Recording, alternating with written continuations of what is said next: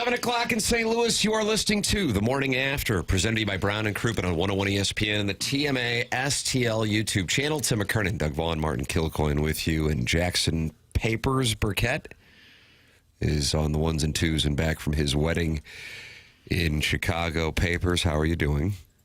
I'm doing great. Looks like you're freshly shorn. Yeah, I got a haircut on Friday. Friday afternoon. Did you shave that beard before the wedding? Yep. The little... I guess things up a little I guess bit? you can call it a beard. Okay. The patches of tufts. Yeah, it's like the compost pile equivalent of a beard. I like that compost pile. Doug, today I think we could do 10 hours. There is so much to get to. This Stiefel dossier is loaded for bear. Jackson Burkett has prepared a smorgasbord for the listeners of the greater St. Louis metropolitan area. All right. What's he got? But the question for you is, what's the lead? Oh. It's a Sadie Hawkins that on September 8th, 2025, may be the most important Sadie Hawkins Really? in this program's history. Well, I guess it's the Mizzou game. Jackson, do you agree with him? Yes. Martin, do you agree with that? I mean, if you were putting together a sports final. What's number 2 would be my question. I think ILL's number 9, and they went in and put a slapping and a hurting on the Duke Blue Devils in front of 4,000 people. Mizzou is number 1 and number 1A. You didn't see Sonny Gray throw 5 hitless innings yesterday like I did? Doug, 4.5. He's got a little pack away of from on the Daddy 6. Likey. 4.5 out. Shouldn't have Wild pushed card, him. Daddy like Everything's just wet. Oh. They pushed him, Doug. He gave him 5 no-hit innings, and they put him back out there. Yeah. What were they thinking? I went to the game, shockingly.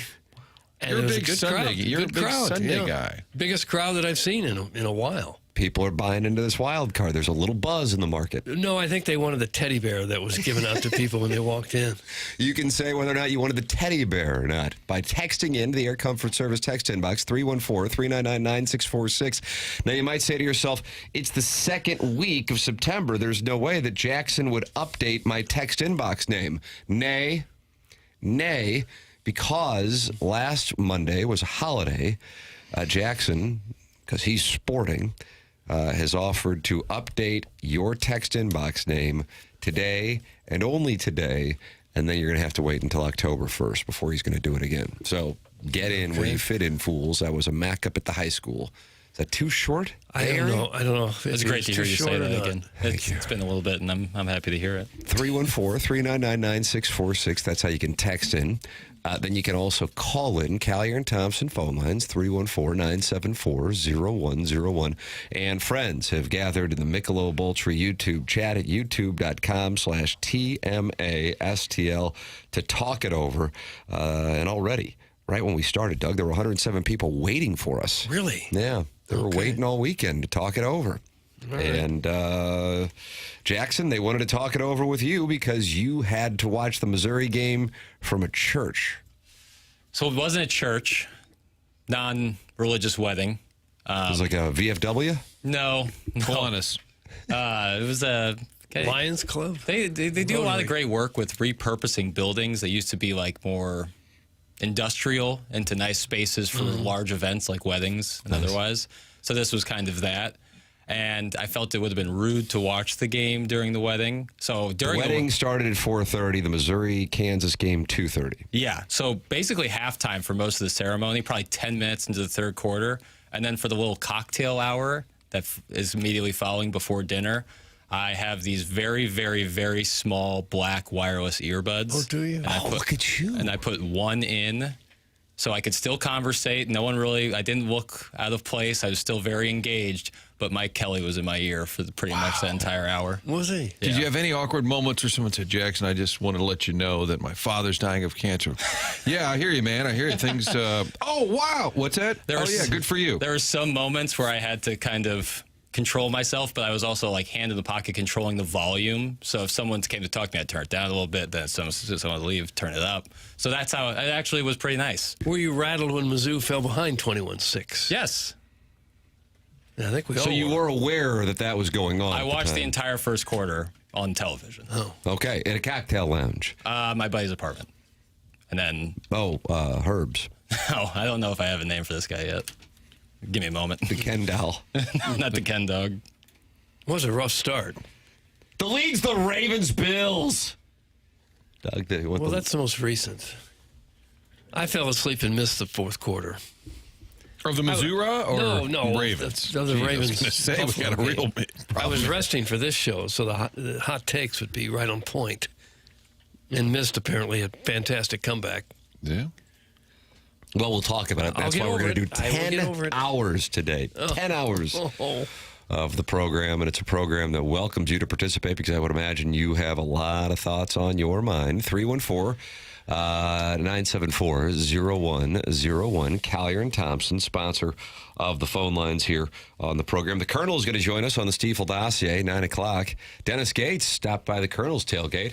How about that? Holden Court. Yeah, Holden Court. Nice. The Colonel's with us at 9 o'clock, and Doug will talk about the Cardinals in this wild card that 4.5, baby. Daddy likey. If we can just stay hot, we can win this baby. Nice. Or finish in fourth place. Those are the options right now. And in the MLB, you could finish in fourth and maybe even be in the playoffs. Yeah. Yep. So that's coming up at 9:30. Then you got the Design Air Heating and Cooling email today, the morning after at InsideSTL.com. The morning after at InsideSTL.com. Compete with the greats by winning the Design Air Heating and Cooling email of the day. Design Air is online at DesignAirSurface.com. That's Seth Goldcamp's operation, the longest running sponsor on TMA, where Martin's a client, Doug's a client, and I'm a client. And we recommend you become a client if you have any issues with your air conditioning. DesignAirSurface.com. The weather has just continued to be glorious. And Doug, great news. It continues to be glorious again this week. The forecast is optimal. I see nothing but sunshine. And the temperatures go back up into the upper 80s. And on Sunday, 90. It's the first time we're hitting that in a while. But 77 for a high today, 81 on Tuesday, 86 on Wednesday, 87, 89, 89, 90, 84, 83. Sunshine, sunshine, sunshine. Oh, it's so wonderful. September in St. Louis. DesignAirService.com. Any issues with your air conditioning? Support the sponsors. The longest running sponsor on TMA is Design Air Heating and Cooling. Martin's a client. Doug's a client. And we recommend you work with Seth Goldcamp. Don't have to worry about upselling. They're just going to fix it. And that's that. Design Air Heating and Cooling, sponsor of the email of the day. All right, Doug. Biggest takeaway from Saturday in Columbia with Missouri's win over Rock Chalk Jayhawk. I continue to be very impressed with Beau Pribula. He looks terrific to me. And the skill position players all look very good. Norfleet was very good at tight end. They got more than 100 yards from both Roberts and Hardy. Those guys run hard. So I was really impressed after that unfortunate first quarter, of course. Pribula coughed up the fumble, but that's going to happen to anybody at time if you run a lot, and he does. So I was just really impressed with the way they came back, too. Martin. They do seem to have that ability the last couple of years. When they get down, they do frustrate you at times, and probably for Tiger fans, they can hear Mike Kelly saying, don't do the Mizzou thing. We're like, oh, my God, all this build up for this game, and we're going to do this. But in the last few years, they've had that kind of comeback DNA. I think the skill players, I agree. When they listed the depth chart, we talked to Gabe about it, and it said Ahmad Hardy or Jamal Roberts. We talked to Gabe, and Gabe said, Duranko loves to do that. But I think it might be genuine that they've got a dual attack at running back. Hardy's the lead, but they've got so many weapons. I mean, Coleman, Norfleet, and they're using them. I think they weren't scared. Even the fourth down plays when they went for it, I love that. Even on the 4th and 10, you got a young kicker. You're not going to try a 50-yarder late in the half. Yeah, it was 4th and 10 at the 31, and I thought that was both a key play, Martin, but also indicative of the mindset of Missouri with the freshman kicker. You're exactly right. 4th and 10 at the 31, they go for it. They call a timeout, come back, and Pribula puts the ball only one spot where that thing could be caught, and they have a star. He's probably not going to be talked about as much as Hardy, Roberts, Coleman, or Norfleet, but they have a star, I think, in Donovan Olugbade, and he makes the one-handed Odell Beckham Jr. catch and keeps that thing going. That was a hell of a play and also indicative of the mindset of Eli Drinkwitz with the kicker situation. Yeah, that was some kind of catch there. And if you're a fan, don't you want the ride, the emotion? I know you prefer Papers not to be in panic mode. All the receipts out there about what your Kansas friends might say. But isn't it a little more entertaining when you kind of have to sweat it, and then you get the comeback, and then you get to seal it with a Henry Josie-esque run all of a sudden? Isn't that more fun? You would have preferred 60-0. Yeah. Okay. If you know what the outcome is going to be, it'd be more fun. If But you in don't, then the it's- end, you're like, wow, that was a fun Yeah. ride. I mean, it's all part of the story, you know. Oh, wow. It's all Martin's writing that down. It's all part of the story. Yeah. The story of the 2025 national championship. It's the goal, man. Wow. I would much rather see them really battle and just barely beat Kansas than beat some Shishawali team 70-2. Right. Doug, there were a number of programs this weekend that did do that. I believe I was listening this morning to Scott Van Pelt's podcast with Stanford Steve, one of my favorite podcasts going. And if you combine the scores of 12 ranked teams who played a potpourri of butt-asses, just like Missouri did in week 1 and just like Illinois did in week 1. I believe the final score was 555-58. And that includes I don't like the Miami system. and Tennessee and so on and so forth. But butt-ass season's starting to go away. And as we made note of, the SEC is going to 9-conference game. Big Ten's already there. And so Illinois will have their Western Michigan this weekend. Missouri will have Louisiana. 21-point favorites for that one, for the record. And then Lenoris and the Heisman Trophy come to Columbia on Saturday, on September 20th. And little Jackie Papers, is there a chance that College Game Day comes along with Lenoris? I'll have to take a look at what's going on in week 4. Well, good news for you. I already did. Yeah. What do you think? I'm not going to do show prep? How do you think this thing Gotta lasted do 21 show years? prep, man. Yeah. Didn't want to have to say it this early. Gotta do the show prep. It's on me. Okay. Who's going to get it instead of him? As I look here at the week 4 of the college football schedule, Reading this for the first time, just been handed to me. Auburn, they're not going to go back to Norman. That's right. I doubt they're going to go. Is the University of Utah in Provo?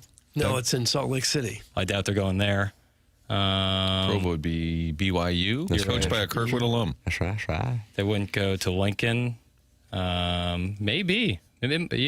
Maybe. I mean, it might be one of the few ranked matchups that isn't a place that they've already been to. Illinois at Indiana. Illinois and Indiana would be the one that I would keep an eye on. Yeah. Illinois and Indiana are both going to win this weekend. South Carolina could lose this weekend. Why? Because they got to deal with Diego Pavia and the Vanderbilt Commodores, who went to Blacksburg on Saturday night, Metallica or not, and they put it on Virginia Tech. The back half of Missouri's schedule just got a little more intriguing as Oklahoma won at home over Michigan. Mississippi State beat Jackson's guy Kenny D in the place to be, Arizona State. And Vanderbilt is 2-0 after they put it on Virginia Tech. Doug, that Missouri schedule now looking a little different, which is a good thing. It's a good thing. Yeah. You want that. I would like to see him play Oklahoma State this year. They went to Oregon and lost 69-3. Yeah, What Mike happened Gundy there? was talking about the budgets of the programs, and Dan Lanning said that might have motivated his Ducks. Take a listen. Here's Dan Lanning. I told our team right before the game that, it never requires extra motivation for an opportunity to go out and kick ass, but it never hurts when somebody pours gasoline on the fire. So I felt like these guys wanted the chance to go prove who they are. And I'm sure I got a lot of respect for Coach Gundy, but at his press conference, he's probably saying, "See, I told you so." Right? Like that's probably what his comment is, but that doesn't change the way we have to play to be a winning football team. And we have good players, one of our best. I don't know, Bryce Betcher played good today. He came here for a backpack and a T-shirt. So I'm really proud of those guys on our team that, have developed into great players. Again, the guys that watched other people play last year are now playing for us. That's what makes this team great. Mike Gundy earlier in the week in Stillwater had complained about the budget that Oregon football has versus the Stillwater budget, perhaps forgetting about the T. Boone Pickens gifts that built that stadium. And Dan Lanning, who does enjoy running up the score, you may recall some of the incidents from last year, decided he was going to run up the score on Mike Gundy. 69-3, your final at the Autzen Zoo. Jackson loves the Autzen Zoo. Never rains in the Autzen Zoo. I didn't see it. Was there a handshake between Lanning and Gundy? There was. Was there? Was it brief? Did he stand on business on the way out? I wonder if he stood on business on the way out. Yeah, Mike Gundy, maybe not the guy to make that claim when you're at Oklahoma State. Right. I think it's going to be an emerging theme, though, this nil envy, where teams start talking about... Nil envy, I like that. Where they start talking about how much they have and they spent. It's just going to be hard to hear it from programs like Oklahoma State, who do have T. Boone, probably a lot of oil money rolling around there. Maybe not the guy to make that claim. Missouri State beat Marshall. Mizzou better watch out as the team to beat Missouri. That's from the 314. Doug, the Thundering Herd is 0-2. They lost to Georgia, and now they've lost to Missouri State. Good for the Bears. I wish Missouri State was on Missouri's schedule every year. I think that would make some sense. They should be playing Missouri State this week instead of Louisiana. I was at Willie's in Columbia with the youngest Beer Cats. That's his coital hype man, I believe. The energy was great. The noise was crazy inside of there. However, my biggest takeaway is that college frat dudes are the absolute worst, wearing their overalls with no shirt and, of course, one strap down. And apparently it's now a thing for young white suburban boys to wear gold chains. And that just makes me laugh. Doug, that's from Beer Cats, and he's not happy with overalls with no shirts, one strap down, and gold jewelry? Doesn't seem to be that thrilled with it. I'm not sure I've ever seen that look, but I'll keep my eye out. I did notice this from my weekend in Columbia. Everyone has Beau Pribula's haircut. Oh, they do? Jackson, are you aware of this? I know you're a little... You are aware. What is this haircut called? It's where, like... most of the top of your hair forms this little bang, little bangs. Doug, little bang. Who wants that text inbox days? Little bangs, and then under it on the sides and back is shaved off. So it used to be that the hair would go up, Ronaldo style, where you'd fold it up into a little pompadour. Yeah. But that pompadour has now dropped into like these like bangs with an undercut under it. Okay. Did that describe it well for you, Doug? Did he inspire the haircut? Did Beau Pribula inspire it? No, I don't believe Who did? Former backup at Penn State is the one who started this Well, I thought maybe he's such movement. a big hit at Mizzou. This is just a Mizzou thing. No, sir. No, this is... The amateur proctologist says it's called a broccoli cut. No, Have you heard that? No, that's Jackson's mad about that. Amateur proctologist apologized. That would have like been a broccoli floret? been like what Odell Beckham had circa 2017, where you'd have shaved, but then the top was really curly and big. Yeah. Bro, I know you're not classically trained at this craft. Sure. Were you ever in cosmetology school? You seem to have a pretty good read on the whole haircut industry. No. And I'm complimenting you. I haven't used like one technical term, But it seems to be you've got knowledge. I mean, as much knowledge as someone who goes and gets their hair cut. I don't know. No, it seems like it's more than that. All right, never mind. Forget it. Move on. The lead is whether Timmy went to Columbia and whether or not he's back on track post-concussion. Doug, that's from Caller Ellen, and she sent prayer emojis along with it. Oh, she did. Well, you survived the weekend anyway because you're here. I did go to Columbia. I'm at a point. I've never had this in my life where I wake up in the middle of the night and I just have Doug Snots. You remember Snots? I think that was Cousin Eddie's dog. Yes. And if he starts to dry hump you, you just let him go. And, I have it in the middle of the night where I just reach over on the nightstand, knock over the pills and the dollar bills, and I grab my Kleenex, and I just, because there's so much snot running out of my nose, and it's still going on. But you know what? You only have one opportunity when you're 48 years old to go and drink for 14 hours in Columbia, Missouri on a Saturday that is beautiful in the early fall against Rock Chalk Jayhawk. And damn it, that's what you do. Mm-hmm. Damn it, why? Why? Because the Jayhawks were in town and the weatherman from Elko, Nevada got me a table at CC City Broiler Martin. Oh, really? Yep. There's the lead. Yep. He did indeed. I had more people walking through the crowd in Columbia ask whether or not I got the table. There's the lead. Clearly, we blew it. And you got it. There he is, You walked right up there and they said, sure, right this way, mister. Yeah. Well, before we left, because I came home from the show on Friday, and I said to my wife, I said, I feel so sick, but I know I'm stuck with this hotel room. And even though it wasn't necessarily the Fairmont or Ritz-Carlton, you know, these game day hotels are not inexpensive, and I was going to be stuck with it. We had bought tickets, and I said, I feel terrible if I didn't, you know, if this were just a normal Friday, I'd be in bed, took a nap, woke up, and I called down there. I'm like, I wonder if this is real. And sure enough, the lady said, yeah, we do have a reservation, but a few people have called about your table. And I guess the Legend of Columbia really did call there. And she said, yeah, there was a gentleman who kind of berated us when we wouldn't give him a table.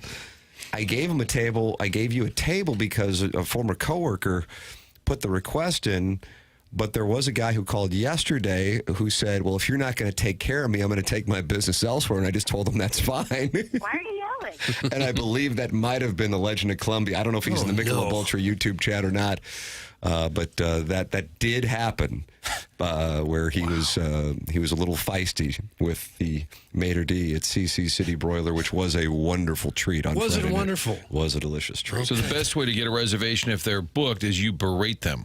No, that wound up Oh, it did not not work. working. Okay. The weatherman in Nevada is the one with the contact, Okay.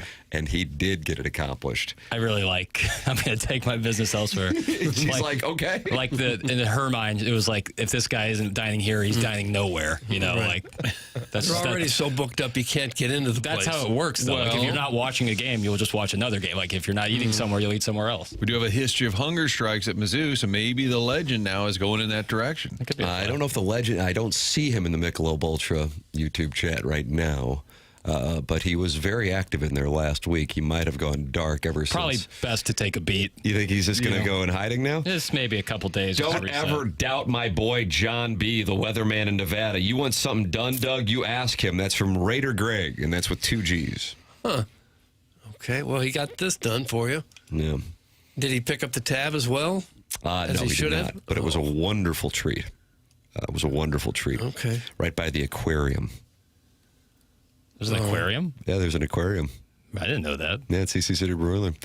And then we got up and went over, and it was just a beautiful Saturday. I mean, I think the weather throughout the country, for the most part, I know there are storms in like the Carolina areas that caused some delays for some of those games, but Columbia was just perfect. My God, 2:30 start, tailgating, the game, the atmosphere, the performances, post-game, ponies. I don't know what else you could ask for. It was incredible. You did some tailgating, did you? Yes, before and then After some again? libations afterwards. Yeah, I don't know how that area allows me to go back into that mode of being able to enjoy libations for, I guess, started probably at 10:30 and went until 10:30. Now that I think about the math. Oh, gosh. Well, if there's 50,000 other people doing it, it's a little easier to join in. Yeah. Tam Avenue Capital Partners giving people winners on the spread zone left and right. Stalter went 5-2. Riz went 5-2. I'm at 4-2 with tonight's play. The Bears plus 1.5 to get me to 5-2. I mean, Doug, it's all happening. Okay. So you had a nice little weekend for yourself. Damn right. You were going to go down there. Well, if I could have got tickets, the only tickets I could find were on Ticketmaster, and it would have cost me about $1,000 to get in. Well, you're not a true son. No, I'm not a rich son. I couldn't see spending $1,000 to go to the game. My couch was pretty comfortable. What if it was a playoff game? What if it was a Friday playoff game? Missouri, Thoreau? Kansas playoff game? Forget about it. Well, yeah, that'd be a little different. Okay. It would just hurt a little bit more not to go. Steven Time was expecting Missouri to lose. I see in his picks he had Kansas plus 6.5. But he wants us to see that he did well on his other picks, I guess. But he also says it'll be interesting to see what happens when Mizzou plays a team that can actually tackle. That's from Steven Time. Jackson, didn't you bet with somebody? That was me. He owes me $50. Oh, wow. Good on you, Chairman Chairman. Kurt. Get paid. That's how it always is. You knew that was going to. What's that? The people who said Mizzou is going to lose to Kansas as soon as they won. It's like, oh, nice, you beat Kansas. What happens when you play a real team? It's like, well, that wasn't what you were saying. You're saying they're going to lose. So you're saying they moved the goalposts? Oh, yeah.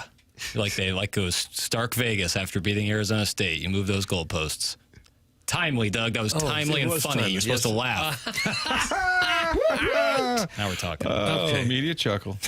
Now, I will say for you Mizzou fans, you love beating Kansas. It's great, but that shouldn't be beating Kansas should be understood. It's like when Drinkwitz took over, my first request was, can you start beating Kentucky It's not basketball. Mizzou would always lose to Kentucky in football. And for God's sake. 2 weeks, he has an opportunity. I'm saying beating Kansas should be expected. Yeah, and in 2 weeks. Have fun with it, but Kansas not a high bar. Let's go beat Oklahoma. Beat South Carolina. 2 Let's weeks. beat Alabama. You got South Carolina in 2 You weeks. beat South Carolina, and barring what would be statistically quite an anomaly with Louisiana, Doug the Raging Cajuns come to town, 3 o'clock start this Saturday. I see that. Yeah. And you love the foliage that UMass brings with it You could care less about that. for the September 27th game. You're undefeated going into Alabama. That's the math. And, Virginia Tech was a neutral site game for South Carolina last week on Sunday, and Lenora Sellers got it done.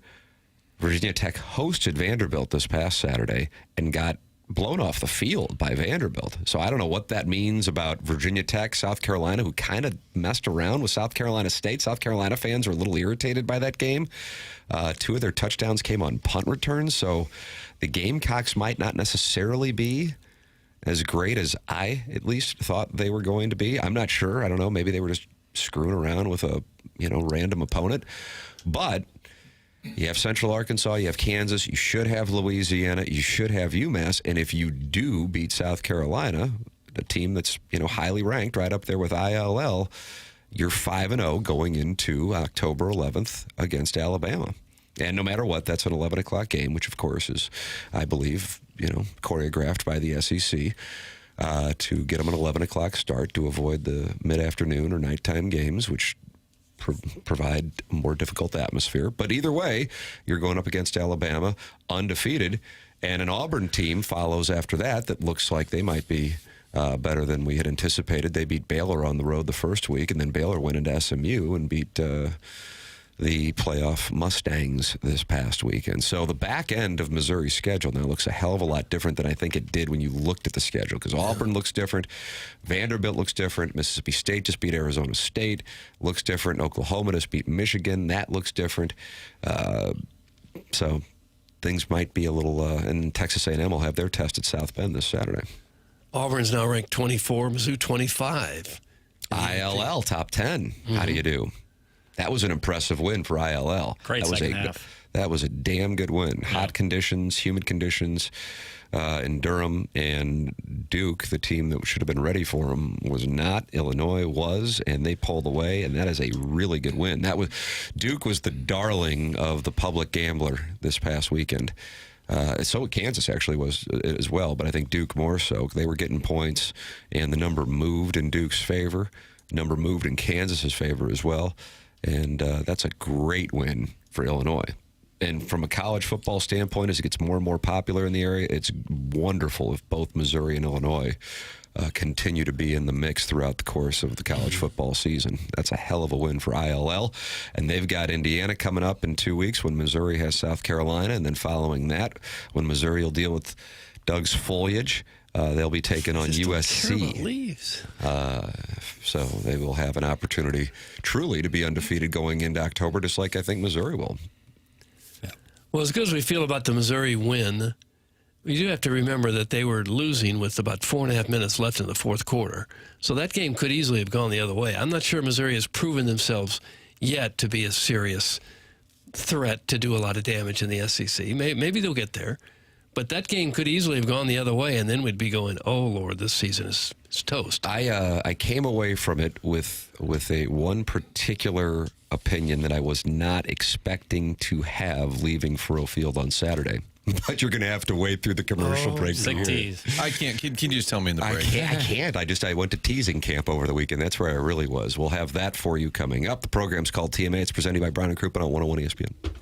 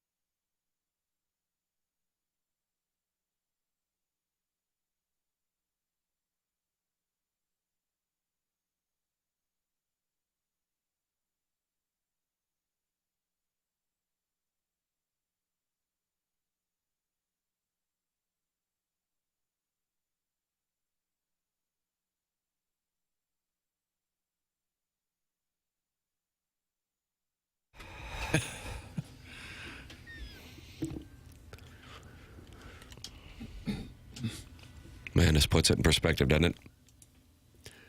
Well, I don't know. It was a good weekend. I don't know that we should be hang-dogging. What if you're a Ravens fan? You think there's a lot of Ravens fans in St. Louis? Dolphins fans? There have been a few text him. Talk about the big NFL game. Oh. So they're not happy in the Air Comfort Service text inbox? There's a little bit of that. Talk about the big game. Bills had a monster comeback, beat the Ravens. Hopefully we'll see these two again. Tim, back to you. I like that. Tim nailed the call. He said that game would go way, way, way over. It was our first disagreement on the FanDuel spread zone. Anthony Stalter gave his pick, and he had a big weekend, 5-2. Riz went 5-2. I'm 4-2. I've got the Bears plus 1.5 tonight as my play. But when I make NFL picks, it's based on my belief that things are, Doug, this is the vapid word you can use because it really carries no weight, but you can read between the lines, interesting when it comes to NFL outcomes. And I thought, oh, Sunday night, Ravens and Bills, they will put the whistles away unless the whistles lead to interesting holding or pass interference calls to keep offense going. And then everybody will say at the end of the game, man, it's great to have the NFL back. Josh Allen and Lamar Jackson, sure would be fun if they see each other again in January. And we'll have a high-scoring affair. That was my reasoning. And alas, I think that's what we got. Matt Prater, Doug, who was kicking at a high school 2 weeks ago, Right. comes out and makes magic for the Buffalo Bills. Tyler Bass, not available. Here comes Matt Prater at 41 years old. Yeah. My contention, I'm still going with this take. It's easy to find kickers. There's a lot of guys who can kick. And Missouri's freshman kicker looked okay, too. He had that first one blocked. I don't know if that was on him or not. But he made everything else. Well, they let him kick from like inside of 23-yard field goals. I would passionately disagree with that opinion. I think they're a little nervous They coached about around the fact that they got a kicker. The fact that they went for it on 4th and 10 at the 31. You think they're doing that with Blake Craig? I don't know. I do. I think there's lots of kickers out there. There's a lot of them. Well, I mean, if you're going to move the goalpost to the take that there are a lot of people who kick a football, I would agree with you. I'm but not worried about this guy. I think he'll be fine. Well, Eli Drinkwitz, I think, clearly was. That was the basis for Gabe's column, actually, is how he said he was not going to change things up based on no backups for Pribula or Craig. And 4th and 10 at the 31 in a 21-15 game, he went for it. Fortunately, Pribula threw the ball to Donovan Alugbade in the one spot that he could catch it. But I don't think that he's doing that if Blake Craig's healthy. I don't know. I guess we'll never know unless someone asks that question directly to Drinkwitz. It was the Colonel's column. We'll ask the Colonel about it. He's coming up at 9 o'clock, brought to you by James Carlton of the Carlton State Farm Insurance Agency. Doug, take a guess. Who is the top-ranked quarterback in the SEC according to Bill Connolly and SP+? Beau Pribula. You better believe it, brother. Mm-hmm. You better believe it, brother. How about that? Martin, I deep teased the take that I walked out of Faroe Field with going from the game on Saturday to the cocktail lounges, Jackson's favorite spot where he gets bottle service, my house, where everyone has the same haircut. Yeah. And it is this. I now think Missouri's ceiling is higher than I thought it was going into the game, but I also think their floor is lower than I thought it was going into the game, which might sound like a dichotomy of sorts. And here is my reasoning. My reasoning is they have so much skill at quarterback, at wide receiver, at running back, and something that I don't know if they've necessarily had in a long time to pair with wide receiver and running back, and that is a tight end who is now healthy in St. Charles' own Brett Norfleet, who had a huge game, 2 touchdowns, and some big plays as well. Plus, I think Kevin Coleman might be as good as Luther Burden, which I know might sound blasphemous, but don't really care because, again, I'm not running for office until 2028. So I'm more than happy to take your hate texts. But that guy can play. And when Missouri needed it, and they needed it quite a bit on 3rd and 4th down, that is who Beau Pribula went to. Yeah, 4th and 7 play. How do you 6 do? minutes Over left. the middle? On the comeback route to hold on to that through the contact. Impressive. So that is incredibly encouraging. On the discouraging, where the floor could drop out, number one is something I was talking about in the first half of the 7 o'clock hour. They have a tougher schedule, possibly, than it looked like in the back half of the season. So that could provide some tests with, as you saw, Oklahoma had the signature win, I think, this weekend, minus South Florida going into Gainesville, but that doesn't impact Missouri, theoretically, since they're not scheduled to play either one of those teams. Impacts Billy Napier's life, but it doesn't impact Missouri. But Oklahoma, Vanderbilt winning at Virginia Tech, as well as Mississippi State winning at home against playoff team Arizona State. So you have that in addition to, I feel like when you win, everything's great, and if you lose, everything's bad. But I can't ignore the ease that Jalen Daniels was able to move the ball down the field when he needed to, when they started at their own 5-yard line, and just picked apart Missouri's secondary. And so Missouri's secondary is something that concerns me, and I worry about that when they will have to face more talented teams than Kansas. But by the way, I think Kansas might be a pretty good team. I think that might be something that flies under the radar as well, relatively speaking. Yeah, that's a win that could age well if things go right for Kansas. I think O-line for Mizzou is still a concern, for sure. Caden Green, a big improvement on just like the grade he got, essentially. But I think the lead in this 7-2, are we in 7-2, Jackson? Yes. Somewhere? Gabe had to explain to his new colleague about take your shirt off. That was a topic. Yeah, Doug, that was a topic. Boy, there's nothing better than you might still be enjoying the high of your Saturday in Columbia, and you're driving back on I-70, and all you're doing from the moment we left the hotel to getting to the Missouri River in heading out of St. Charles into St. Louis County. That's what it timed out to listen to the Colonel's podcast. And fortunately, Doug, our show, of course, is referenced. Not named. I'm angry about it because that could have been great promotion for us. Might have put us on the map. But here's the Colonel talking to his new worker about the taking your shirt off. Okay. Hillbilly Humdinger says, kids me Gabe. I don't know if he wants to have kids with me, if he wants me to kiss him, or he's just complimenting me. But Cody, this is the post-game show, man. Get used to it. It's a little different. Everybody's in a good mood, though, which I'm totally here for. Like, Cody, I'm just going to initiate you to this. They constantly are going to ask us to take our shirts off. I keep seeing it in the comments, and I'm just like, this has to be some sort of PM inside joke that I'm not privy to. I don't honestly know exactly where it started. I believe it was with the radio show in St. Louis that I do. So they are going to ask us every week. It's never happened. It's never going to happen, but I just want to let you just warn you that it's also, it has a lot to do with this. Wynn's walking stick is on his 17th beer. So proud of you. Proud of you. Radio show I do in St. Louis. Wow. Gabe gonna take off that shirt, you hear? The disrespect. Should we change the name Martin, we've never been angrier. Should we change the name of the feed to the show in St. Louis that Gabe comes on? And welcome back to the show in St. Louis. When Frank had a question, maybe it was a Mizzou press conference, and they would say, identify yourselves. Frank Usamato, News Channel 5. And the guys at 590 kept playing it. He doesn't mention us. Radio show in St. Louis. Frank, would you say this statement is accurate? Doug Vaughn, Big Ego, Small Johnson. Okay, Frank, we're not taking those kind of questions. Radio show I do in St. Louis. How about that?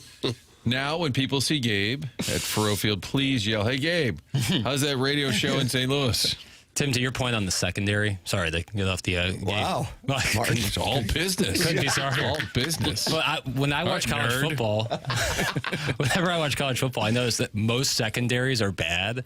Like, I feel like that's the case in college football. So, like, if you have a good secondary, your defense is so much better than other two. Like, most teams have a pretty good front seven. Like, they can get that. But the secondary, the back end is where it really starts to get shaky. That's why I think college football is awesome, because you see such big explosive plays. But mostly it's because guys just get beat downfield. And how many times do we see that on Saturday? Well, Missouri went to a zone after that punt, And Kansas started at the 5, and to Jalen Daniels' credit, 6-year player at Kansas, he just picked it apart and found the soft spots in the zone. They moved the ball down the field so easily. That was really surprising.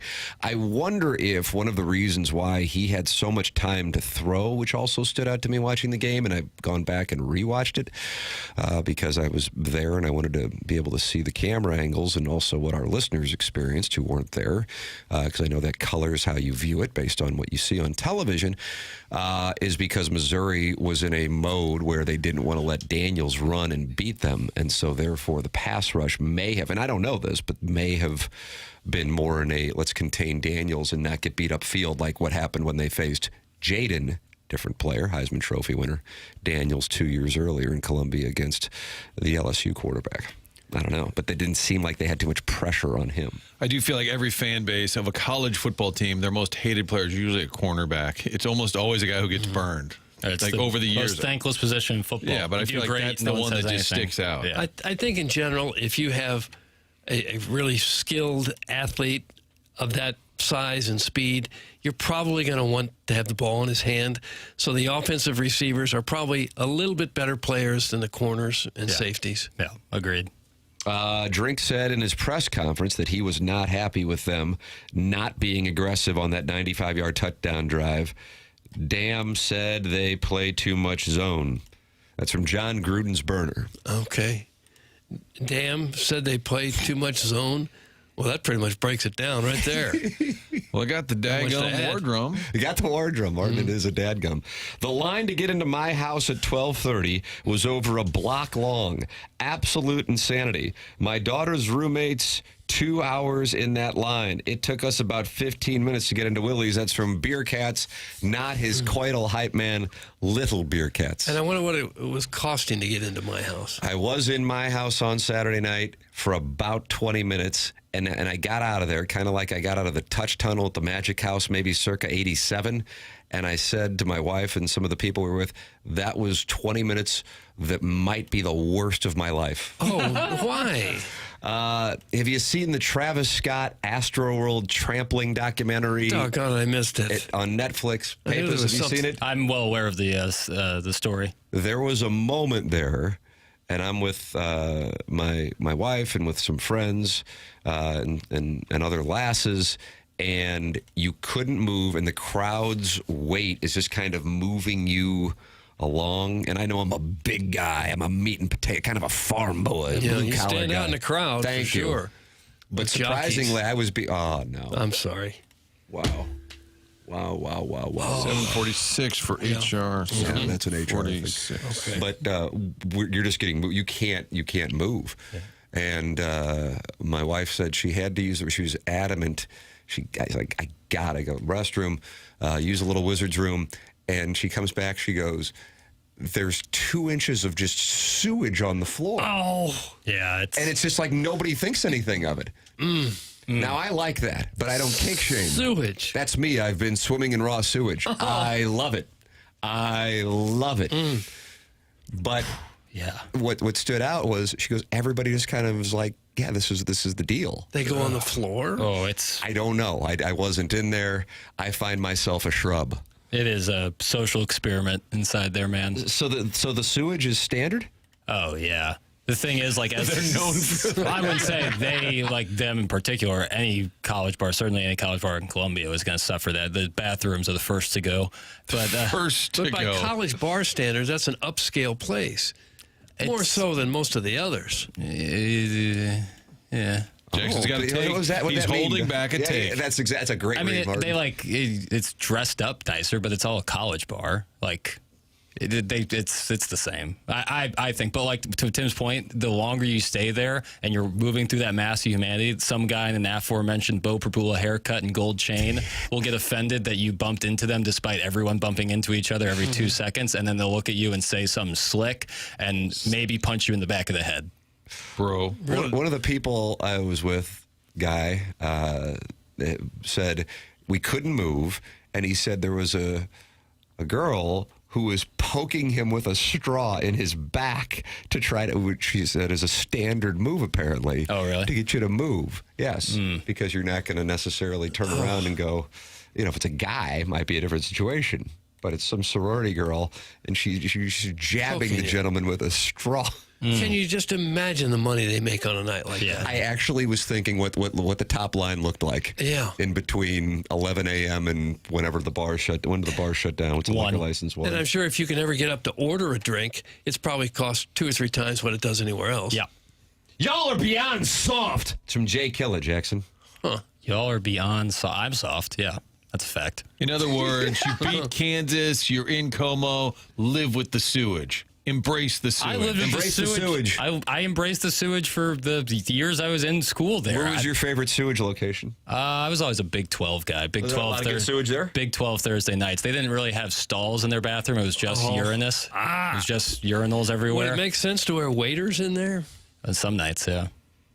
Galoshes? Yeah. I was big. It was less like a dance club, more of just a bar. Isn't it better outside than inside? Yeah. Yes, 100%. I've experienced after the Auburn game, we hung out outside there, and following this game, we went there. You can breathe a little bit out there. For 20 minutes, and then we found ourselves to a different cocktail lounge across the street from Harpo's, which had a line around the block to get in. Yeah. You send Uncle Rich, who doesn't like to go. He loves going to Mizzou games, but he doesn't actually go to the game. He just babysits the tailgate for everyone. Have him go over and get you a table. Just kind of hunker down for the day. Yeah. Next time I'll go down. I'll squat the table. You boys go to the game. And they have a porta pie situation on the outside, which is welcomed when you're dealing with the possible sewage situation. If there's so much demand, why don't we open a bar down there? The Morning After Tavern and Grill. I like that. The Banty Rooster. You wonder why there aren't more bars. There's so many. Or there's so many, but everyone wants to go to the same places. Well, there's like the big ones, Harpo's, Willie's, My House. But most colleges don't have multiple, like 5 different bars that they would consider the big bar. Columbia does. Guys, I got to Big 12 early before an 11 a.m. kick once, and there was still vomit in the toilet from the night before. That's from Yasil the Boy Puig. And that's a bad thing? Again, because we're getting into kink shaming there, some people like what is called rainbow showers. Oh, God. Tim, how is the atmosphere in the? That's what I want. How is the vibe in the state? Was it loud as hell? Before the game, phenomenal. Again, the weather and the kickoff time play such a key role in it. And those are things that are out of your control. But when both are in your favor, plus you have an arch rival, both teams, at least with the expectations that they may be pretty good, all of those circumstances lead to an incredible atmosphere. Yeah, it looked outstanding. Tiger Stripe looked gorgeous, Doug. To your, I know you love like that. Multiple Mr. Brightside being played. 3 Mr. Brightsides. Love it. Oh, it's so good. I love college football. I was listening primarily to that game because I was over at the racetrack. And don't be jealous, but I was listening, much like you, Jackson, with an earpiece in, covering the qualifying. And while Denny Hamlin was being asked about his new set of tires, there were some key moments going on in Mizzou, and I was trying not to have an outburst. But there were times when I think the Mizzou fans might have been a little nervous after the 21-6. And I love when Mike Kelly says, let's see how loud this crowd can get. And I feel like he's talking to everybody there that's listening on the radio call, and he's just begging everybody to get loud. But I wondered, did it get a little tight in there, Tim? When it was 21, did it get a little quiet in the building, a little nervous moment? I think there was some confusion, but I immediately opened up my offshore gambling account because, again, we got to work on video poker here in Missouri with one guy, and then we'll be able to gamble in December.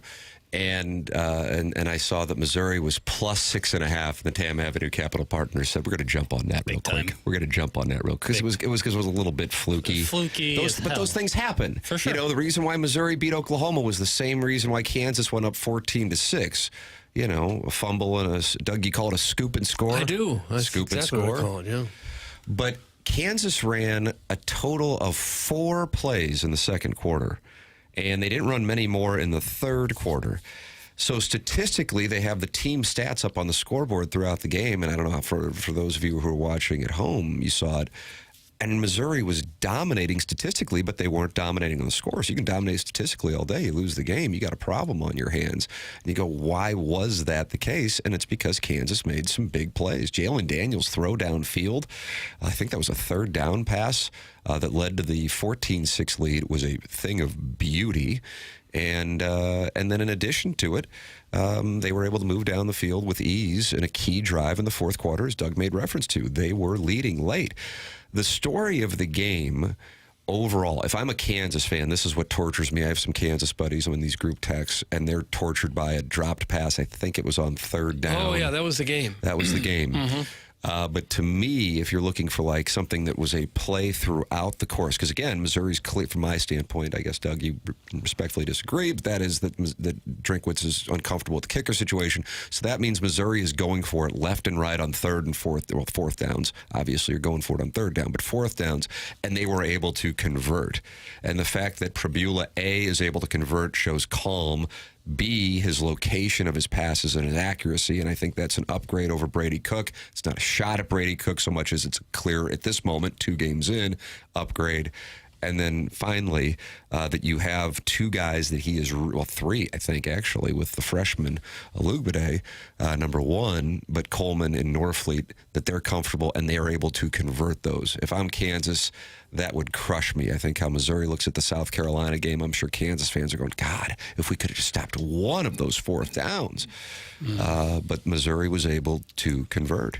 And once again, now if you go back to last year with Vanderbilt, Auburn, Oklahoma, South Carolina, and now Kansas, Missouri has had 5 games that could have gone either way, and they won 4 of them. And I don't know if that is fortune or if that is a trait that becomes learned and practiced, that you're comfortable in those moments. I thought Lance Leipold, Doug, is it Leipold or Leipold? I think it's Leipold. Keith from Milwaukee will call in to let us know. But I thought the way he managed the clock at the end of the first half showed a guy playing scared. I thought that in the stands, and I went back and watched the broadcast, and they actually were calling it out on the broadcast. I agreed with them. I don't know why they weren't more aggressive. And then they had a 4th and 7, and they were down late in the game, and he chose to punt.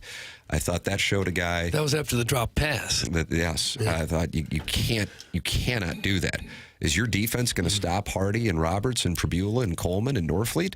Okay. Yeah, when speed. There was only about 3 minutes left in the game. That's anyway. what I'm saying. Yeah. I had 3 timeouts, but that's what you're doing. If Drinkwitz would have done that, Missouri was on the other end of the stick, I'd be all over him. So if I'm a Kansas fan, I'm irritated by that. 100%. I was listening on the radio, and I heard the third down drop, and I was like, all right, 4th down, like, here's the game. And then I hear they're punting. I was like, what? And I just don't get, based on how well Mizzou's offense was moving the ball. Like, they're only trying to get a couple first downs, not even score. Jamal Roberts' scoring was great, but it wasn't necessary. Yeah, that wasn't a 13-10 game. That is a game where points are being scored. Missouri's able to move the ball at will, in particular on the ground. That's the other thing. They have a 2-headed monster there at the backs, in addition to Norfleet, and we haven't even gotten into Coleman, Alugbade, Manning, am I leaving out Speedy Keys? Daniel Blood with a great pass from Beau Pribula. Man, that throw was nice. Dropping the bucket pass to Daniel Blood. So, yeah, I could see him being a playoff team, and I could also see him being a 4 or 5 loss team. And I know that sounds crazy, but it's a weird spot to be in coming out of it, because I kind of thought, okay, I'll know leaving there, and that's not necessarily where it is. But I feel I'm like, okay, it could be great, but man, they could lose to South Carolina. They could lose to Alabama. They could lose to Auburn. They could lose to A&M. They could lose to Oklahoma. I don't think Mississippi State's great, but hell, I don't know. They were up 17-0 on Arizona State, and they were able to get it done. I don't know what Woo Pig Suey's doing. So, I mean, I didn't even mention Vanderbilt, and that's in Nashville. So, it just shows that there's some depth on that schedule that I didn't anticipate going into it. 7:50. Does it make you wonder about the Pribula, Sam Horn? Like, was it really? Because as good as Pribula's looked, or was Drinkwitz being polite to the kid who's been here a long time and saying, hey, this is going down to the wire? Yeah. All along, was it Pribula based on performance? You just have to wonder from what you've seen 2 games in. It's a fair observation, because Pribula has looked so good. And like I said, Bill Connolly of ESPN has him ranked as the #1 quarterback in the SEC. And that's with John Mateer, who, has put on a clinic so far at Oklahoma. Nice. He's the Washington State transfer.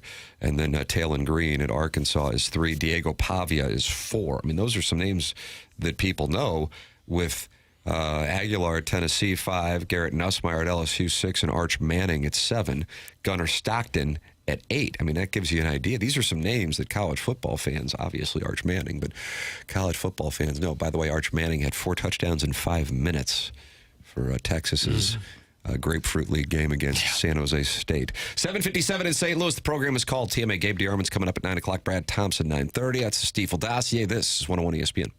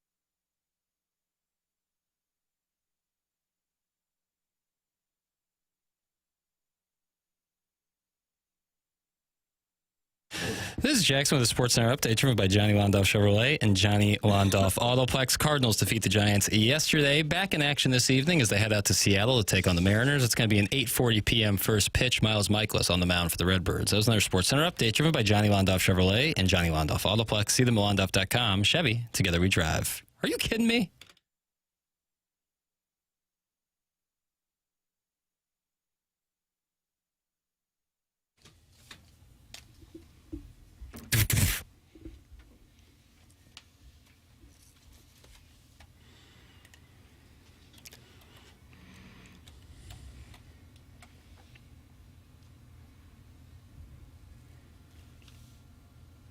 Jackson, did they play this at the wedding you were at in Chi-Town Stand Up? Yes. They did? Yep. Did you yell profanity, and did you explain it to your kids? I did yell profanity. There were no kids to explain it to, so I felt empowered to do so. Did you? Mm-hmm. Not nearly enough Mizzou, Kansas interest at the wedding. I came in A lot all... of Northwestern folk? No, U of I folk, though. Plenty of U of I folk. Well, Tim, Northwestern gets the 11 a.m. Big Noon kickoff this week on Fox. Tune in, please. Oregon making the trip to the 9 o'clock Midwest. kick Pacific time. Everybody in Eugene will be up early shooting fired it in up. the sewage because it's a 9 a.m. Pacific time start. Big Noon kickoff, Northwestern. College game day this week, Martin, will be Tennessee, Georgia. So that one, gotta be an Alan awesome Dadeville game. will be all over that. But where will it be on September 20th? And with Florida losing to South Florida, that Florida-Miami game that seemed a no-brainer, maybe it leads to Columbia, Missouri for the first time since 2010 in John McGaffey's opening kickoff return. Hello again, everybody. Hello. You're listening to TMA. It's presented to you by Brown & Crouppen on 101 ESPN and the TMA STL YouTube channel. We're 276 people. This is what football does. The people are activated, and I know there's the wild card chase, the daddy likey. Daddy likey a lottie. But they are arguing about whether or not Missouri is good in the Michelob Ultra YouTube chat, and that is a wonderful discussion to be having. Plus, you got Illinois being good, and that gets the things going. And Jackson, what if Missouri traveled to Champaign for a first-round playoff game? That'd be awesome. I mean, wouldn't that be like as ideal gets? How about this? Bill Connolly of ESPN, he does the SP Plus model. Here are your first-round playoff games if the playoffs started today, Doug. Oh, and for heaven's sakes. I thought you liked the bowl Wait, just projection. 2 weeks in. What about Joe Lenardi's bracket? Okay. Oh, is there a new one? I'll have it for you soon. 12 at 5, Doug, that'd be USF at Oklahoma. Okay, you got a starting time on that one?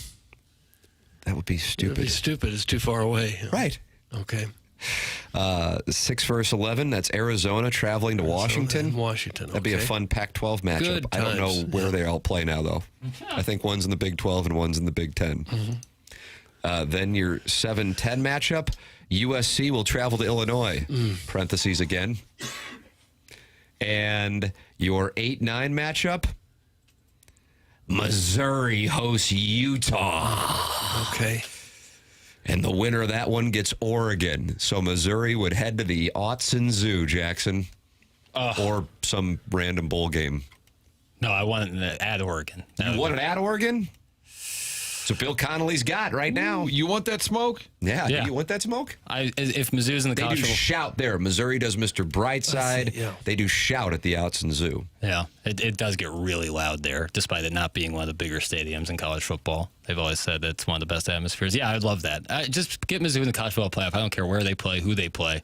Put it on Neptune. I'll be watching. This guy will watch on Neptune, Doug. Okay. You know how many bowl games there are? I mean, it is amazing how many there are Why now. Why don't we Martin. count them? 1, 2, 3, 4, 5, 6, 7, 8, 9, 10, 11. For heaven's sakes.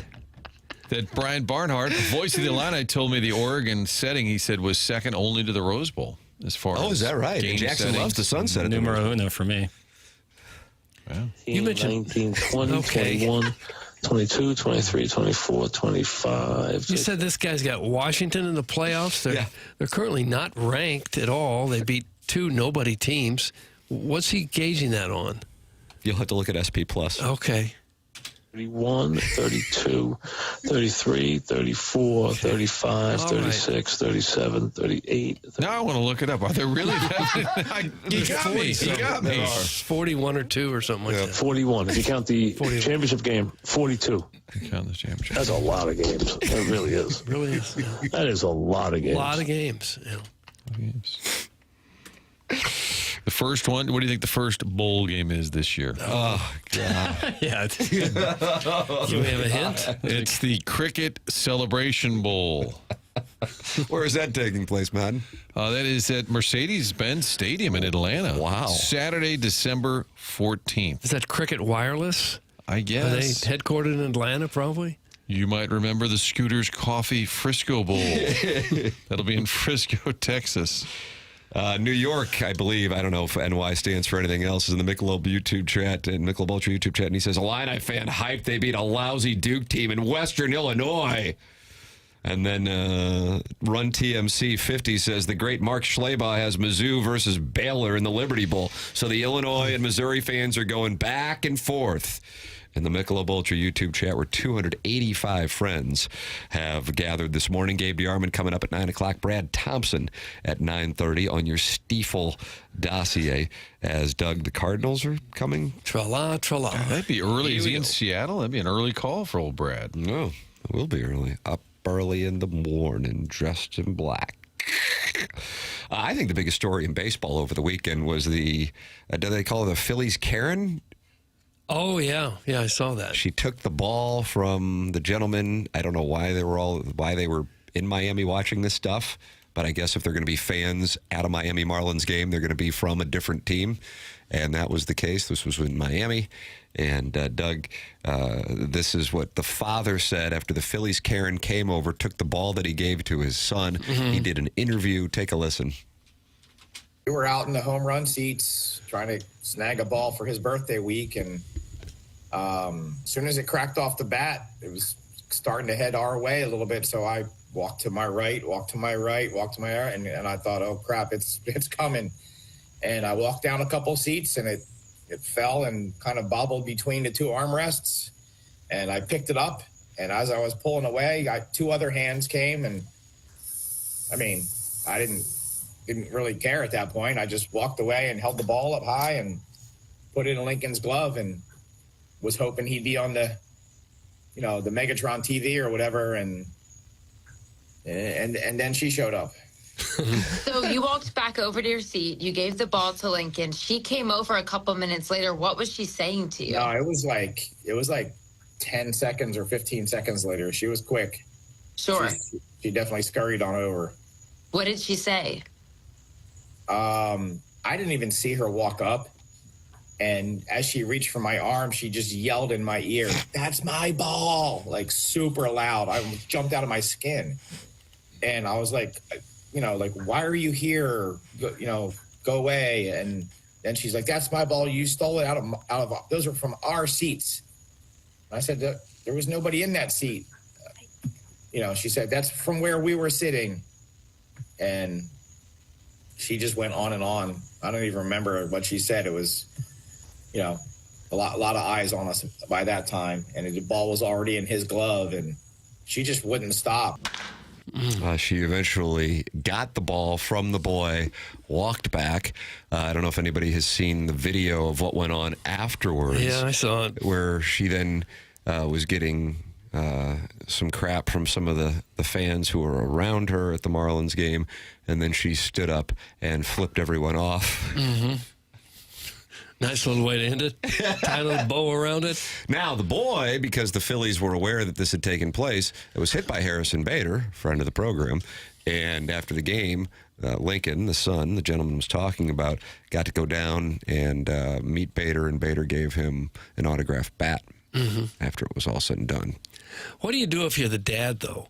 Do you sit there and scream back and forth at the woman? I think he did the right thing, and he said he's kind of found himself in a fork in the road moment where he's going, if I engage with her, I'm going to do something that I will regret, and so I just gave it back to her to diffuse the situation. I'm paraphrasing what I saw him quoted as saying, but in that spot, I think that's the right thing.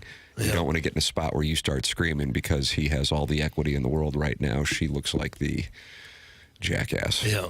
When they go low, you go high. She was all over. She was the social media story of the weekend.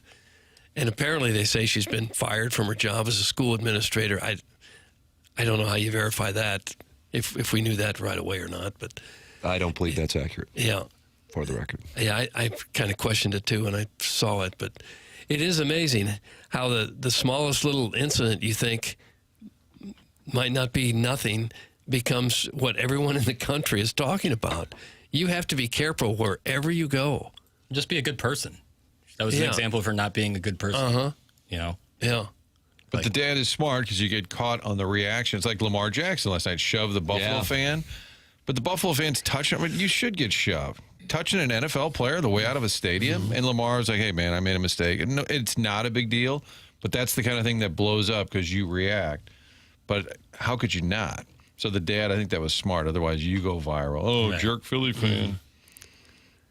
Well, if it's a fan, you don't know if they've got a knife or something. You can't be touching players. But it's just in terms like that. Like you just the home run ball thing. It's like let it go. It's a home run ball at the Marlins Park. It's a typical beta man getting run over by a woke, two-haired, colored Karen. Is that what that is? That lets you know you're woke? A lot of people knew her voting information right after it happened. I did notice that. I didn't know that like at a game you have to give. You could tell.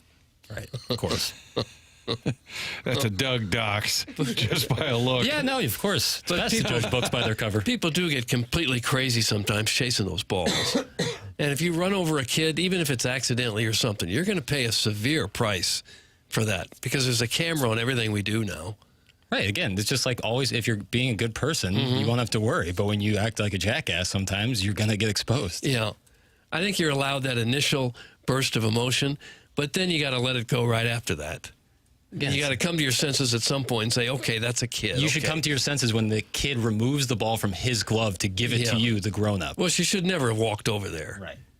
She's old enough to be able to deal with the disappointment of not getting the souvenir baseball. Exactly. Your thoughts are welcome on the topic by calling in the Callier and Thompson phone lines 314-974-0101. That is how you can call in to the program. You can also text in. Today is the last day for the month of September, where if you do not have a text inbox name in the Air Comfort Service text inbox, Jackson will update it, 314-399-9646. That is how you can text into the program. And you can also feel better by going to Mentality. If you are feeling a little sluggish on a Monday morning, that could just be the standard operation. Oh, it's a Monday morning, didn't sleep great. Or it could be an indication of low testosterone. That's where Mentality can help you out. Mentality is a long-time TMA sponsor. They are a local St. Louis-based healthcare company that can get you tested, and not just on your overall testosterone levels, but your free testosterone levels. That's how Mentality can help you out.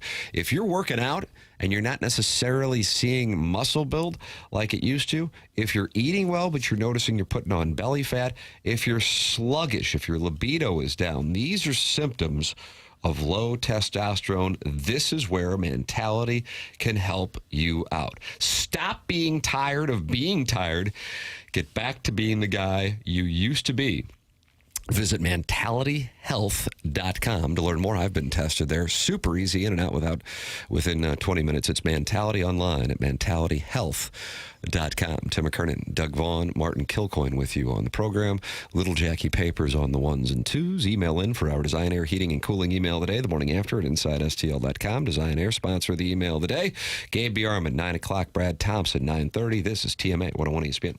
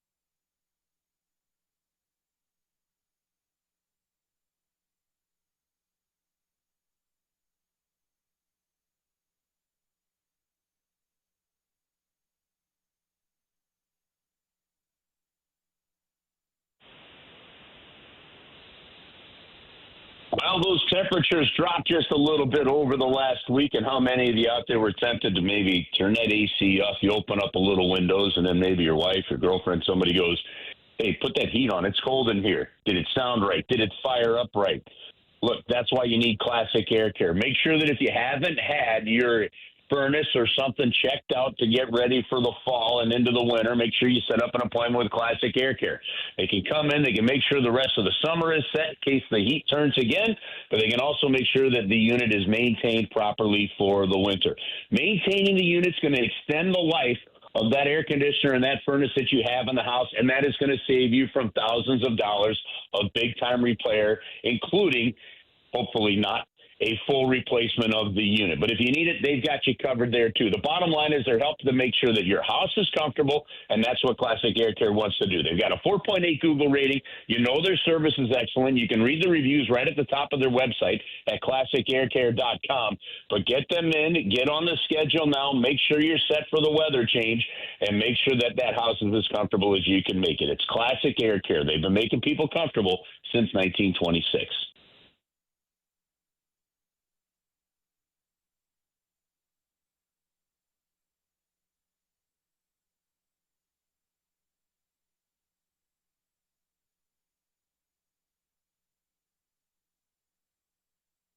It's TMA 101 ESPN. Tim McKernan, Doug Vaughn, Martin Kilcoyne with you on the program. Jackie Papers is on the ones and twos. Gabe DeArmond on the Stiefel dossier at 9 o'clock. He's presented to you by James Carlton of the Carlton State Farm Insurance Agency every Monday on the program. Brad Thompson at 9:30.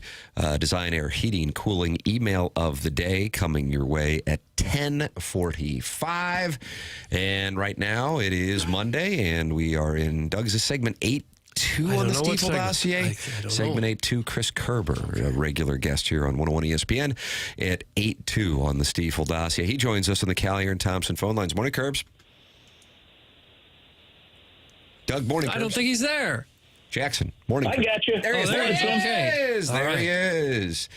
Doug, you want to hold Jackson accountable? Yeah, it's clearly on him. 3-2. No, don't hold Jackson accountable on that one. This one was the dog was barking, so I muted it during that opening segment. So that's on me. All right. We like a good dog barking. It's welcome on this show. I got your back there, Jackson. I mean, you probably deserve a lot of the credit. Appreciate that, Kerbs. Not this one time. Hockey guys take care of hockey guys. Ain't that the truth? I always got your back line there, Kerbs. Is that a hockey thing? I don't know. No.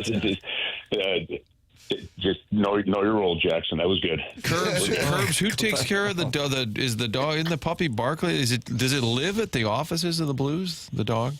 No. She's followed both of them. Follow me around the house right now and stuff. That's she came down. My wife was. There was just a lot of reasons, and Christy was out of town last year in the playoffs and stuff. So with this puppy being a puppy, I'm like, we got to get her.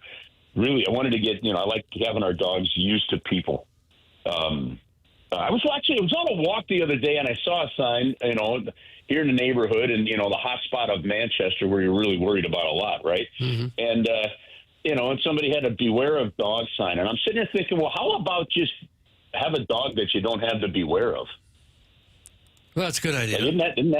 That's probably a good idea. Mm-hmm. No, so Truffle she hangs out. She came down to the arena a lot. It was fantastic. Robert Thomas scored a goal. This dog was just sleeping. That's when you know you picked a good one from the breeder. But I was talking about the Blues dog. Isn't Barkley the Blues dog? And I wondered if that dog lived at the offices, because it feels like Caruso would neglect it. Yeah, well, that I don't know. I don't know if Mike's a dog guy or not, but so Barkley lives. Randy Gersh is the one that has raised and taken care of Barkley, and so most of the days during the week, Barkley actually does come in and is down at the Blues offices. How about that? And at the games, it's pretty cool. It was one of those things. It was they were kind of fostering the dog. The team was going to foster the dog for Duo, which obviously trains the dogs to be helping dogs, and obviously the publicity around it, the Stanley Cup run, everything like that got around it, where it was actually kind of made more business sense for both Duo and for the Blues and all that stuff to kind of let Barkley remain at the games and stuff and show people what helping dogs can do and things. And so it's been a great partnership, and it's still a friendly as hell dog to be around. And Kerbs, this week we've got some prospects. What's the timeline here? Because camp is still a little over a week away? Yeah, camp's still a little over a week away. Camp's going to open up a week from Wednesday. So heading into the weekend, we've got the prospect tournament, which used to be the rookie tournament that was up in Traverse City for all those years. Now it's really just the three teams, Minnesota, Chicago, and St. Louis. This year it's being hosted by Minnesota, and there's the games over the weekend are going to be, I think they go on Saturday and then on Sunday, I believe. And there's two games, Blues prospects will play Minnesota one night, Chicago the next night. They are going to be streamed. So you can go onto the Blues website and watch those games streamed. Ryan Smith, who's the broadcaster for the Springfield Thunderbirds, he's done a couple games with us. Ryan Smith's going to be on the call of those games. And fans can watch it and, get a chance. And this is kind of one of the exciting things. Like, there's a lot of great storylines about what's going to happen up here in the NHL this year. But for the first time, in a couple of years, just because you had to wait for some of these draft picks to become, pro ready. But this, for the first time in a few years now, you're going to have several real good prospects to keep an eye on down in Springfield. You've got Lindstein, you've got Stenberg. They're going to have a chance to be down in Springfield. If Dvorsky doesn't make the club, he'll be down there. Dylan Peterson, had a good first-year pro last year. He'll be good. Hunter Skinner, is a player that, if he gets a chance, may not look back. So there's 4 or 5, prospects that are really worth keeping an eye on down in Springfield this year. And that's going to be a part of the fun. And these guys, at least the younger ones, the Stenbergs, the Lindsteins, those guys will be in the prospect tournament over the weekend. Any of those guys have a chance to make a difference this year with the Blues? Any of those, do they have it? Yes. I mean, obviously, Dvorsky, I think, is probably the one more so than any of them in terms of that sense. The other one, and you don't hear his name talked about a lot, but everybody that I've talked to said he had a terrific year, Doug, and that's Kastamaki. Now, if you look at the way things are set up right now, you think this is going to be one of those camps where you're looking at, Doug Armstrong famously a number of years ago went in and said, hey, look, don't fool yourselves. There's only 1 or 2 spots available. This feels like that could be the case. But Kastamaki, from 2 or 3 people I've talked to say, yeah, he's pretty much NHL ready. So can he come in, make a difference? I don't expect them to rush. And the one thing that they've got right now is they've got, especially with the signing, say, of Bjugstad and Pius Suter, they've got the ability to not have to rush anybody to the NHL. This isn't like this isn't kind of like the mid-2000s where you had where your cupboard was totally bare. So you had Oshie and Berglund and Perron and Backus and, Petro, and these guys all come in and just throw them right into the NHL. So, but Lindstein, Stenberg, Peterson, Skinner, Dvorsky, Kastamaki, those are the ones to me to really keep an eye on. Who are you most excited to see in camp? And it doesn't have to be a young guy. Is it Mayu? Is it Holloway back from injury? What is piquing your interest in advance of camp? Honestly, 2 things. One, I'm always a fan of coaches. Started studying coaches, ever since. I love when the football Cardinals from Arizona traded Otis Anderson to the New York Giants, and Bill Parcells turned Otis Anderson back into a 1,000-yard rusher and a Super Bowl MVP. That's when I kind of really started studying coaches. One of the things I'm most excited about is to watch how Jim Montgomery runs camp right from the start, right? And then how guys respond to that. So that's first and foremost for me. From a player standpoint, it's Jimmy Snuggerud. I mean, obviously, I think it was the Jimmy Snuggerud coming on, looking like he was a good fit. Some of the chemistry that you saw between him and Robert Thomas, where he shot the puck from. I think that's one of the things that clearly gave the Blues the freedom to think, okay, how do we get a Mayu? Well, we got to trade a potential really good player in Bolduc, and that happens because you've got depth with what Jimmy Snuggerud brought in. So it wasn't just his shot and his goal scoring too that we saw a little bit there, Martin. To me, there were some passes and just some one-touch chemistry kind of things with Robert Thomas that I'm really excited about. So I'd say he's probably top of the list for me. Since you follow coaches so closely, who are the top? Let's hear your Mount Rushmore of current NHL coaches. Who are the top 4? Mount Rushmore of current NHL coaches. Yes, please. Current coaches. Okay. Now, are you counting Current Quenneville, NHL who coach. was out of the league but is back this year? Does he count because he's back now? I guess he would if he's back now. Just yeah. had to clarify. Yeah. Okay. So, well, I think you'd have. So for me, John Cooper, I think has to be probably at the top of that list in Tampa on that side of it. I actually think you've got to put, in current coaches, I'd put Quenneville in there with him back in there. I think his pedigree has to speak for itself. I think right now you'd have to put Cassidy in there. A couple of teams to the Stanley Cup Finals and a Stanley Cup champion. And who do you go number 4? Do I go the home guy or do I? You better go the home guy if you work for the club. Well, yeah. I'm making sure that I'm not forgetting. Well, actually, you know what? Actually, I think I got to go Paul Maurice in there. When you look at the longevity, you look at the back-to-back Stanley Cup champions and stuff. So I think those would be the top 4. And I think if you're going to be on a Mount Rushmore of anything, if you're a coach, a championship has to be. If you don't have the championship, I don't know if you can be on that, right? Yeah, probably so.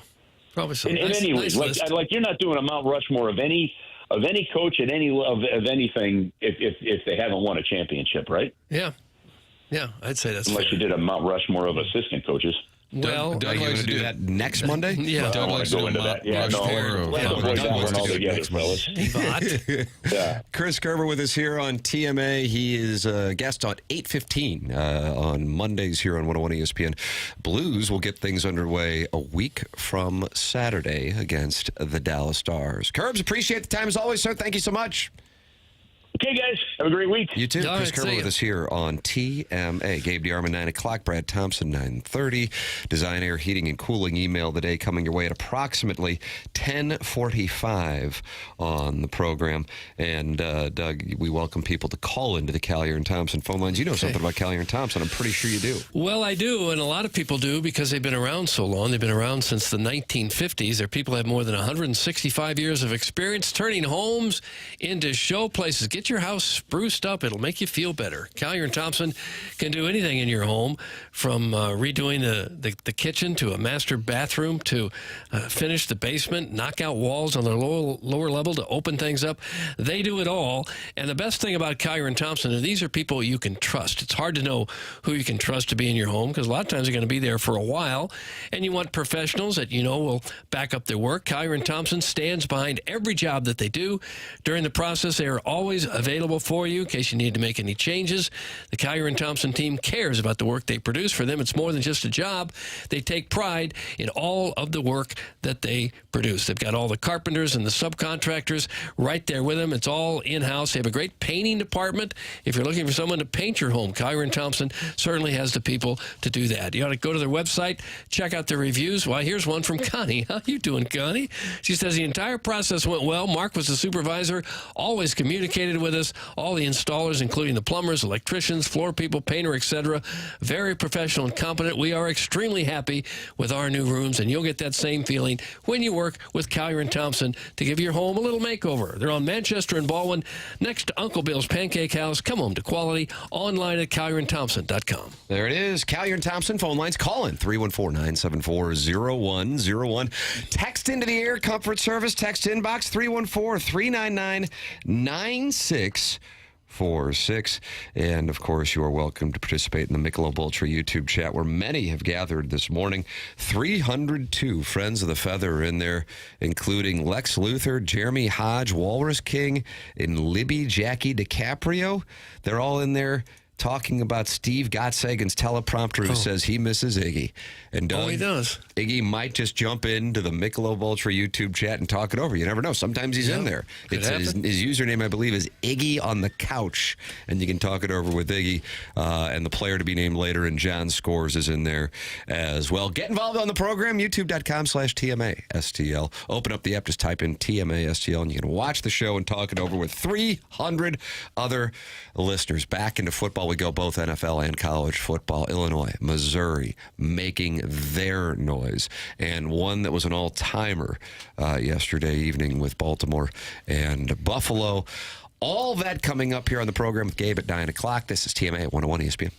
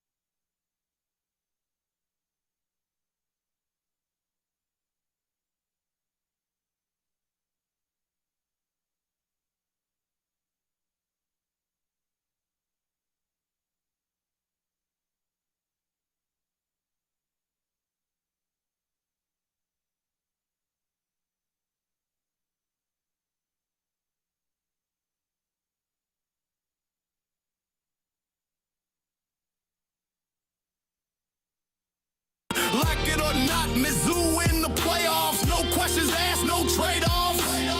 What you got for us, SEC? No cred, no props, what'll it be? Try to hold down those Tiger paws. We'll smack you so hard you'll be eating with a straw.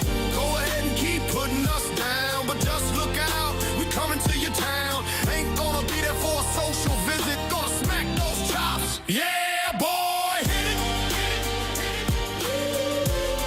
Oh yeah, boy.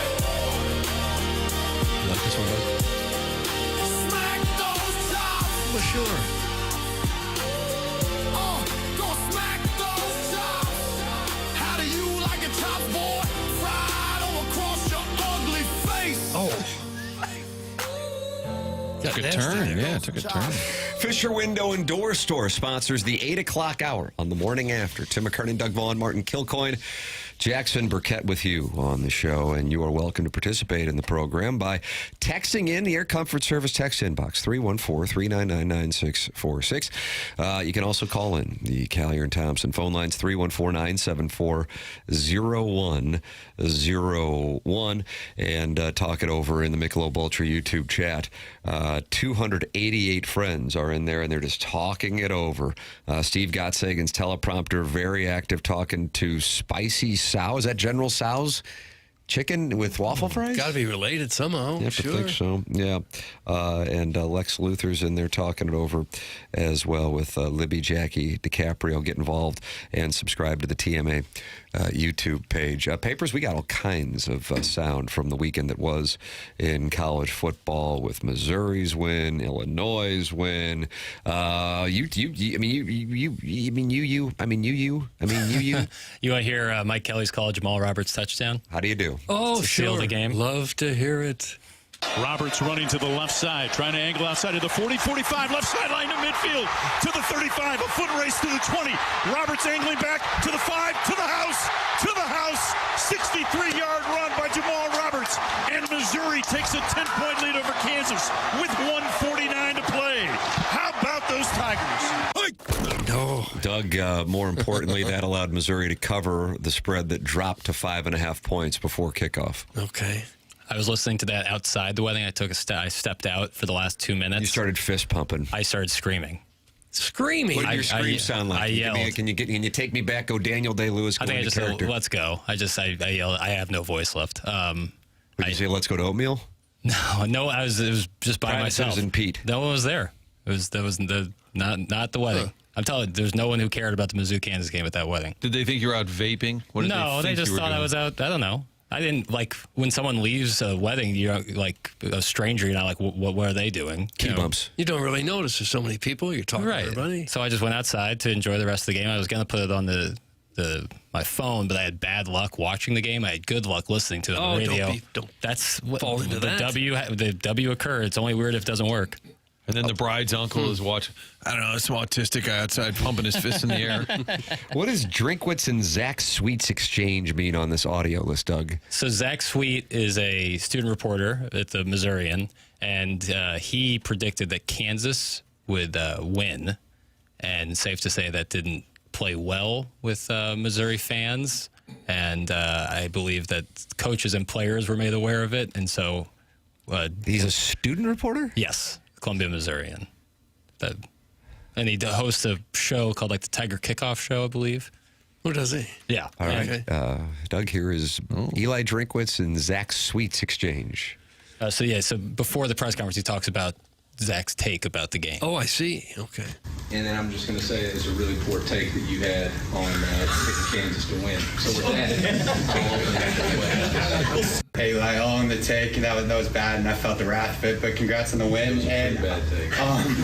So when you guys were down in the first half, Donovan Olugbude. You felt good about the take. I felt good about the take before the game. Correct. Donovan Olugbude. A lot of media chuckling. Was Drink like just having fun with it, or was he annoyed? Okay, I think he was having fun with it. Dalen Carnell, Mizzou safety, also had an exchange with Mr. Sweet. Hold on, I saw him say something. That was a terrible take, and please don't disrespect the back end no more, and stop cheering for KU. You're a Missouri Tiger. Thank you. That was kind of an ISO chuckle. That was one guy. Let him have I it. guarantee you it wasn't the Colonel. There's one. Zach Sweet is a journalism student at the University of Missouri, Columbia. He has a website. It's called trumanstales.com. And they all seem to know who he's picking for the game. Good for him. It kind of made its rounds before the game. So you're not allowed to cover the team and that's what I pick against. Like Dalen Cardell saying, rooting for Kansas. Picking someone to win doesn't mean you're rooting for them. It's just what your opinion on the game is, and you shouldn't have to pick your team that you go to school to. Just to ever that'd be like state media, you know. That's not how it only by works. majoring in journalism, you're taking a vow of living in poverty, but now if you give your honest opinion, you get held accountable by the coach. Yeah. It looks like he was on TV in Columbia, and it has his score prediction 30-27 KU. But again, who cares? Drinkwitz also gave Paul Feinbaum the business there in the pregame. You see that? Yeah, With the hair. Jackson has that audio because this is Jackie Papers. Okay. Just he's all over it.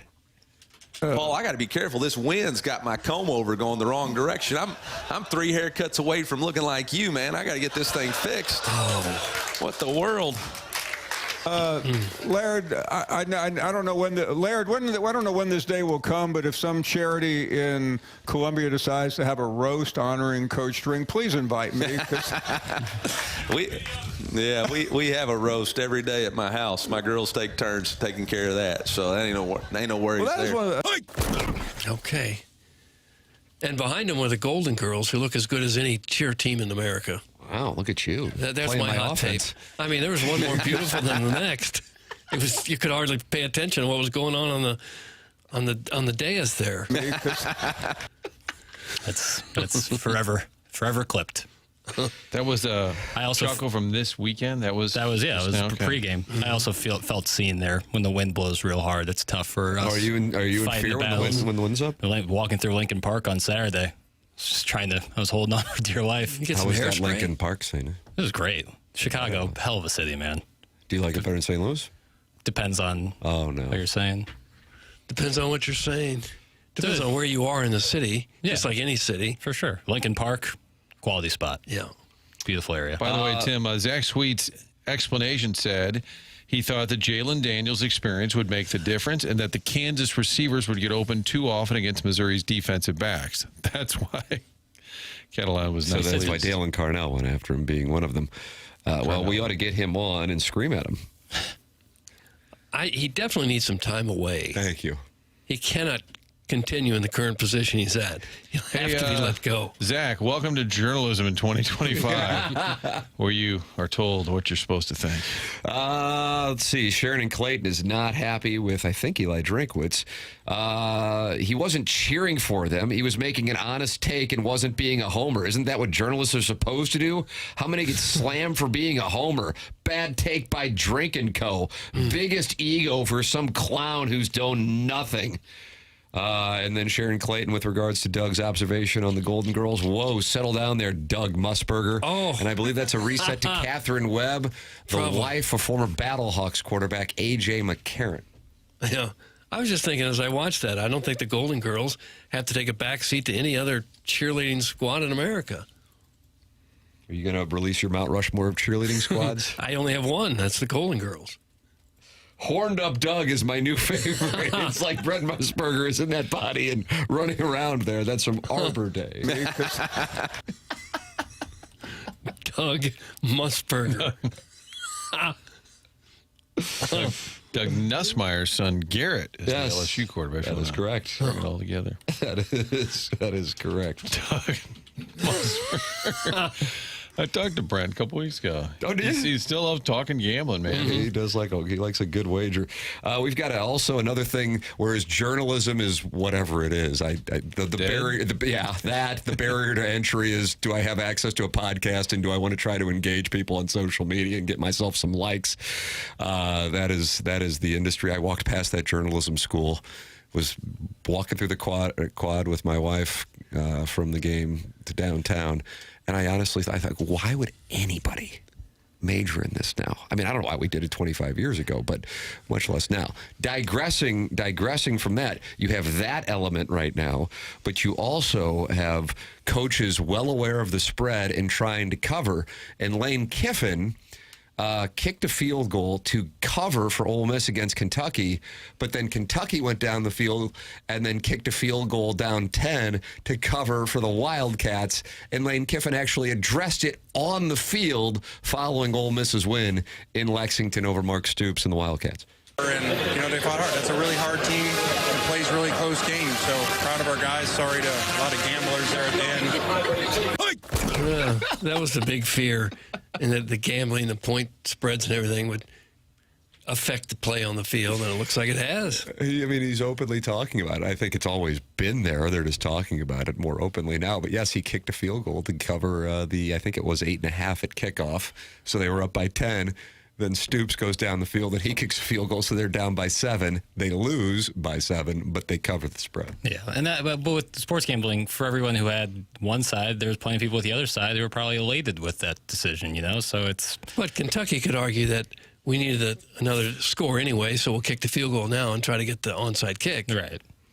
But it is getting a little dangerously close to like the Pete Rose accusations that you're wagering on your own sport or your own team. That it's getting a little gray out there, I would say, when coaches are this aware and commenting on it. It was different. Al Michaels would sort of loosely reference it. And the coaches are making so darn much money. What do they care about the gambling lines? Boosters who are wagering. I actually really do think that's part of it. I feel like if there's one team that you can keep an eye on for that, it's Texas Tech this year, because they just bought a whole roster, and my God, they put it on people. Red Raiders. Beware the Red Raiders. Red Raiders are darling. Yeah, people really like them. I mean, just a bought and paid for operation down there. It's like the Michael Crabtree era of 2008. Let's see. Get involved on the program. 314-399-9646. Jackson for 2 hours and 7 more minutes. We'll update your phone number with a text name if you request it. But then you're not doing it again until October 1st. That's it. Cutting it off. You can also email in for our design, air, heating, and cooling. Email the day, the morning after, at InsideSTL.com. That comes your way at 1045. Gabe DeArmond is joining us in a matter of moments. Brought to you by James Carlton of the Carlton State Farm Insurance Agency. 100 West Dental is online at 100westdental.com. They built brand new offices with the most modern technology with the patient experience at the front of mind.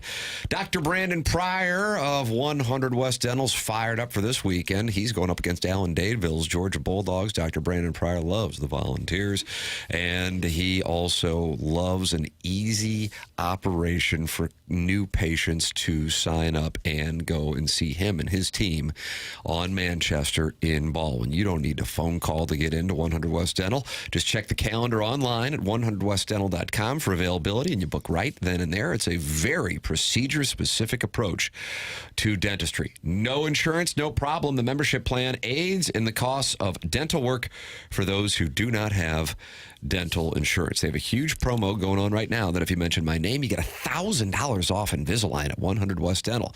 And if you're on the fence about Invisalign, they have a digital scanner that can show you a simulation of what it'll look like before you even go through with it. It's 100westdental.com. That's 100westdental.com. Gabe DeArmond coming up in a matter of moments, brought to you by James Carlton. Next here on TMA.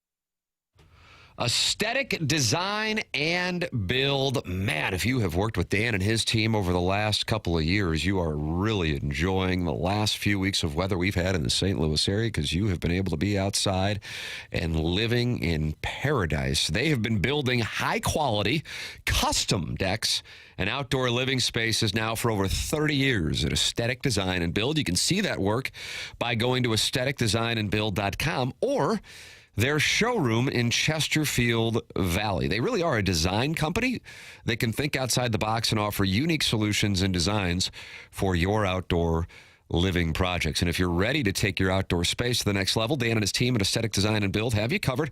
Just check them out online at aestheticdesignandbuild.com, or you can call 636-532-5008. They offer custom deck design, and they can do it all for you. It's Aesthetic Design and Build, outdoor living spaces, expertly designed. aestheticdesignandbuild.com. Let them know I sent you their way.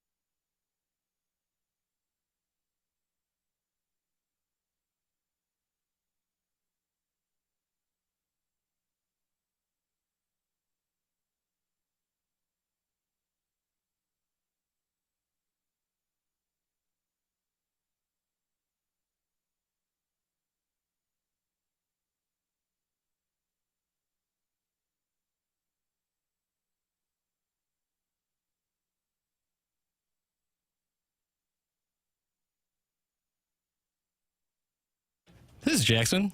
The Sports Center update brought to you by Saliga Heating and Cooling. This just in, 5-star forward Tony Bryant has committed to the University of Missouri, giving Dennis Gates and the Tigers their second top 15 recruit in the 2026 class. Gabe DeArmond will join us here at this break to talk about it. That was another Sports Center update brought to you by Saliga Heating and Cooling, a Daikin heating and air conditioning dealer.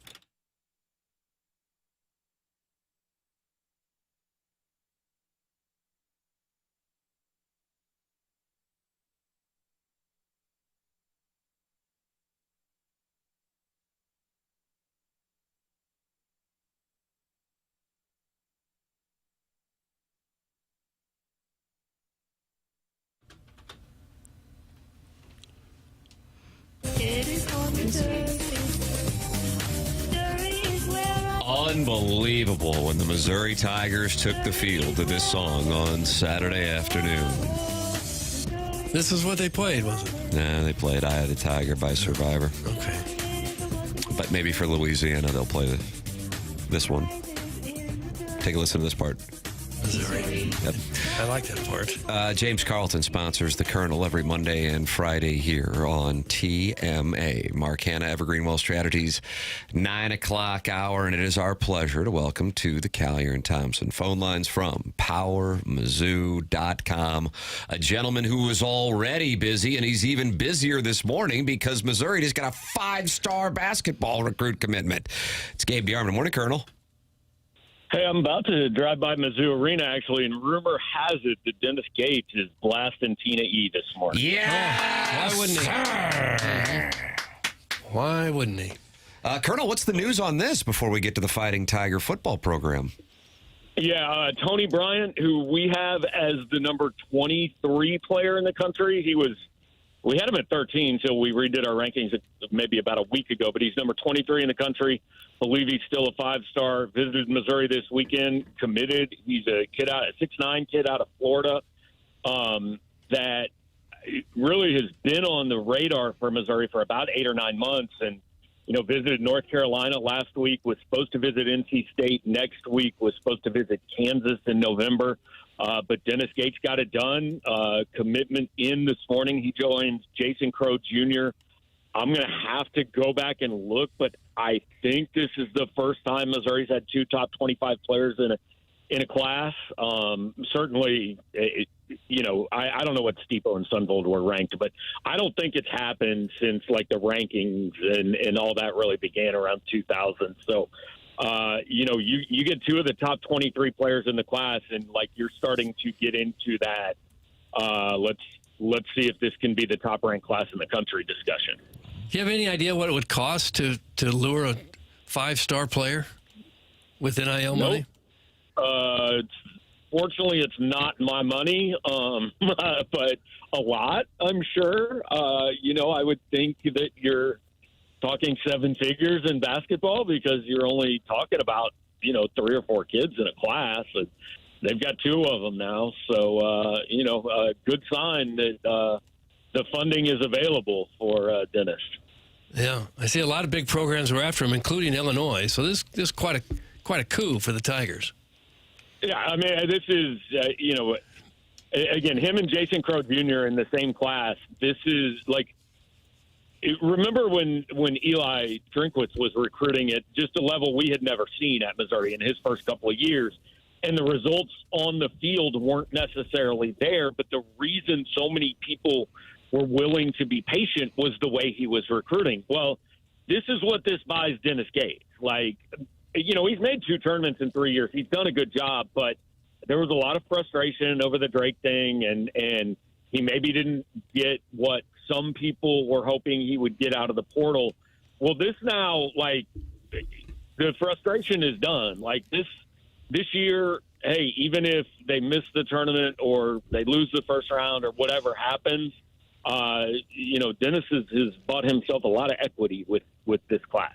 Gabe DeArmond with us here on TMA, the breaking news. Missouri just getting a 5-star basketball recruit. Of course, the reason the Colonel is on at this time of year is for football, but that news just breaking this morning. You can read the Colonel at PowerMizzou.com. He is brought to you by James Carlton of the Carlton State Farm Insurance Agency. James is online at carltoninsurance.net, or you can call and talk to somebody in his office right now in Webster Groves, 314-961-4800. The 2 minutes that you take on the phone talking to somebody in James' office could wind up saving you thousands and thousands of dollars, and I assure you it'll be a great customer experience.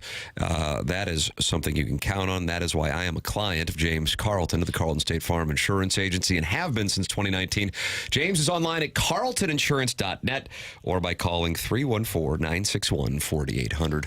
James Carlton presenting the Colonel. Gabe, there's nothing my wife and I enjoy more than my attempts to bring a woman into the bedroom. But in addition to that, listening to your podcast when we drive home from Columbia, Missouri, and that's what we were doing yesterday. But my God, Doug, what a stunning thing that we heard.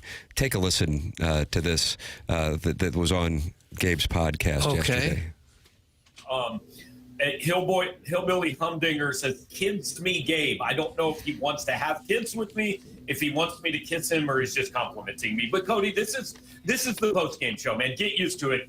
It's a little different. Everybody's in a good mood though, which I'm totally here for.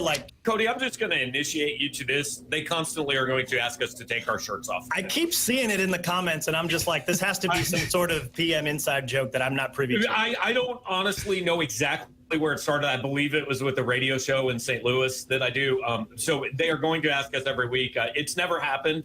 It's never going to happen. But I just want to let you warn you that it's also, it has a lot to do with this. Wynn's walking stick is on his 17th beer. So proud of you. What radio show is it in St. Louis where you think this is coming from? Courtney. Well, yours is the only one I do. So Doug, that's a process of elimination. I don't know. It sounds like a body little podcast. I truly don't even know the origination of it. I actually don't either. It's not something that we've talked about on the program, but I'm quite confident our audience makes up a large portion of the comments. Yeah. Gabe, were you protecting the TMA brand, or were you embarrassed to admit it? Yeah, that's a good question. Yes. Oh, both. Colonel, I was reading one of my favorite things to read, 10 thoughts on the weekend that was in college football for September 8th this morning.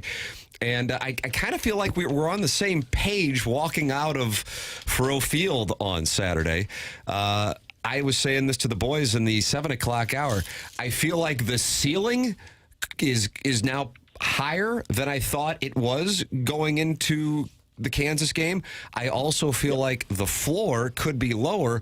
Part of that is the way that, and this is something you wrote about, the way Eli Drinkwitz is game managing around the kicker situation. Inevitably, he's going to have to put the guy to the test, and maybe this weekend would be a good time to do that. But also, the second half of their schedule might be a little more difficult than we initially thought. And also, finally, third point, the secondary, maybe some questions there that were larger after seeing Jalen Daniels move down the field with some ease in that fourth quarter drive. How do you analyze your update on what you think Missouri can be in 2025 after Saturday's win? My gut tells me they're better than I thought they were at the beginning of the season, and a big part of that is that Beau Pribula and the offense are significantly better than I thought they might be. But I'm not ready to adjust the expectations until I see South Carolina.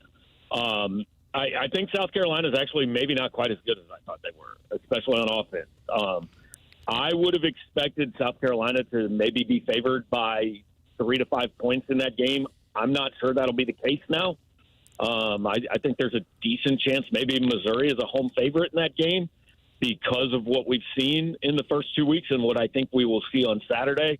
But I am not going to come off of 8-4 and get too far out over my skis until I see that game played. And there's still, like, you look at South Carolina, A&M, Alabama, Auburn, Oklahoma, Vanderbilt, Arkansas. They're still all games that can go either way.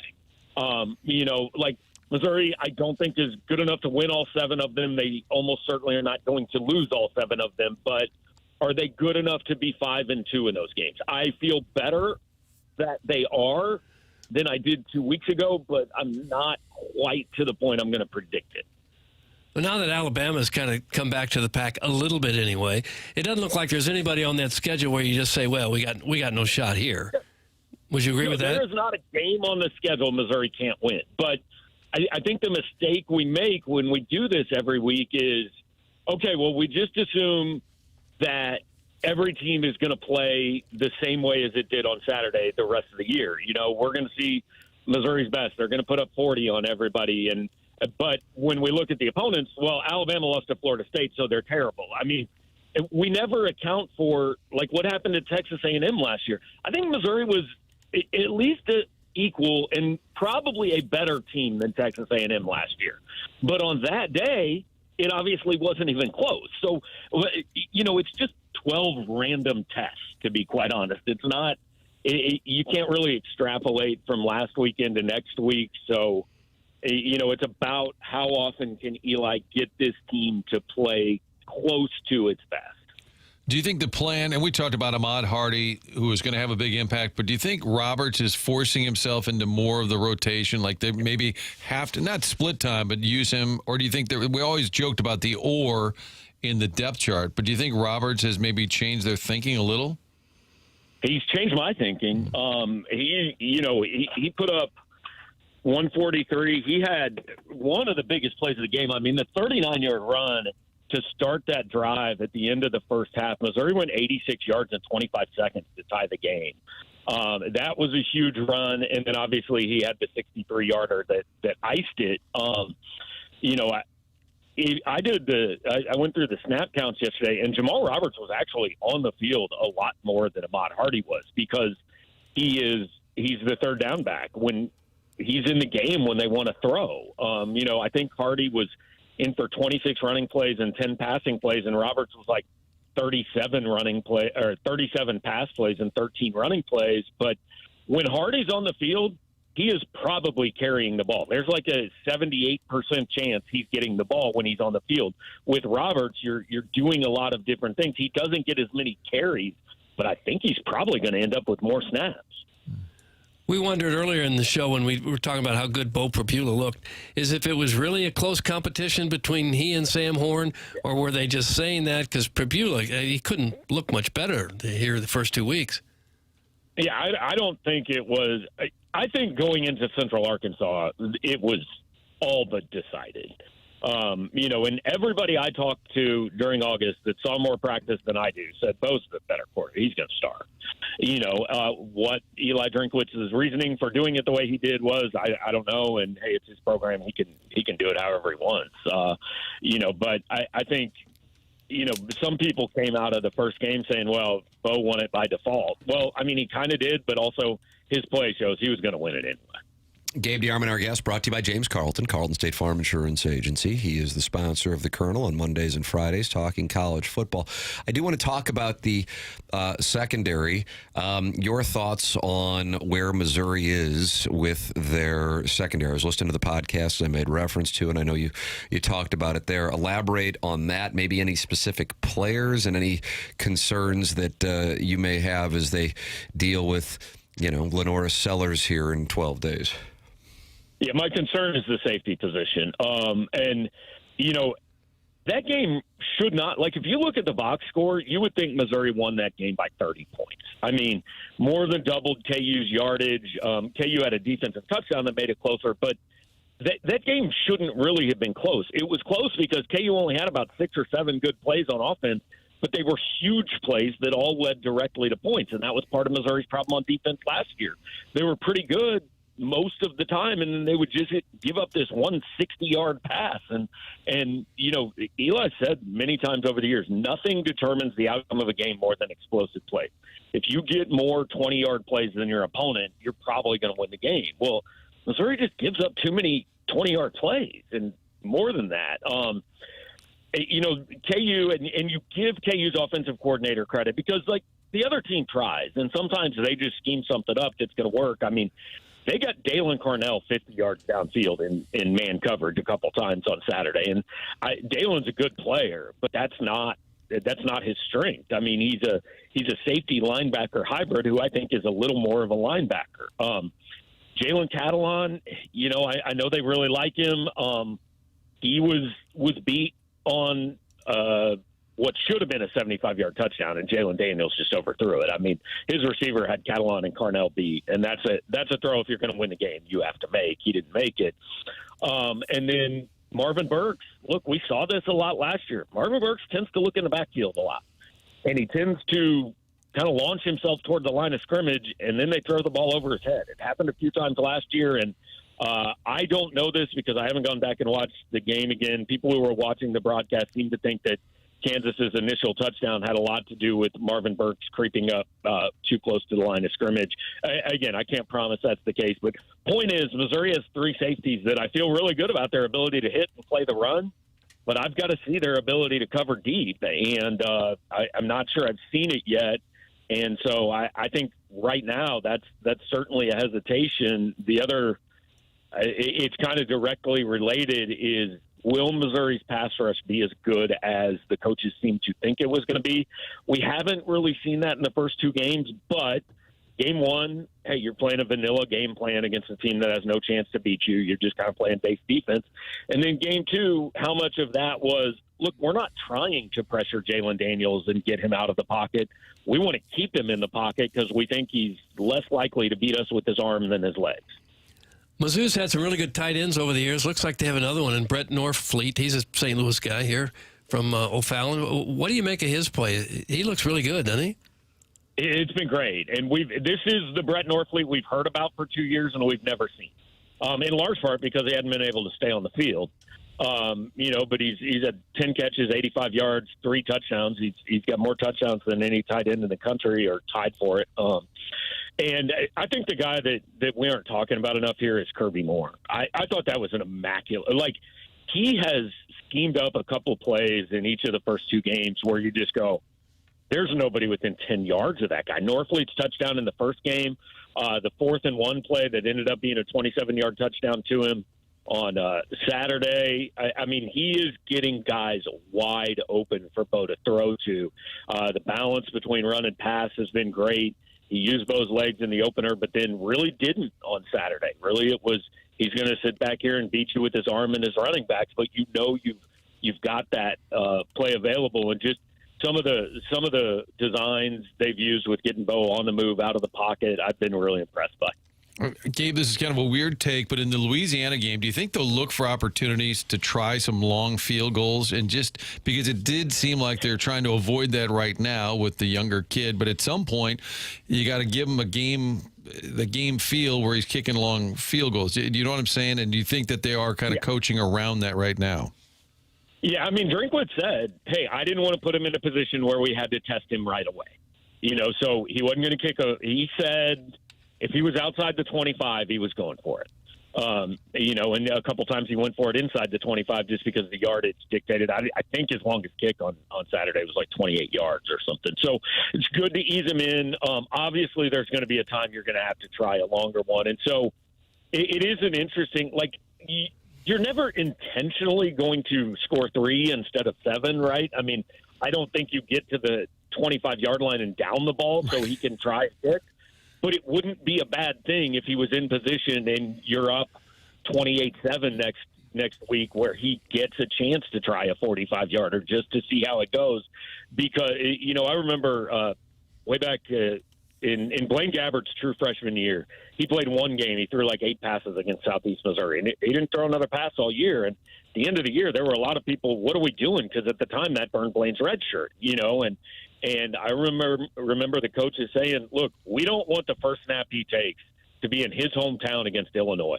Like, maybe it wasn't a ton, but he was out there. You don't want the first big kick Robert Meyer takes to be one he has to make against South Carolina or Alabama. Yeah. You want to get him some opportunities before that. Gabe DeArmond with us here, brought to you by James Carlton. You're on 101 ESPN and the TMA STL YouTube channel. The atmosphere, I mean, throughout the day, throughout the weekend, incredible down there.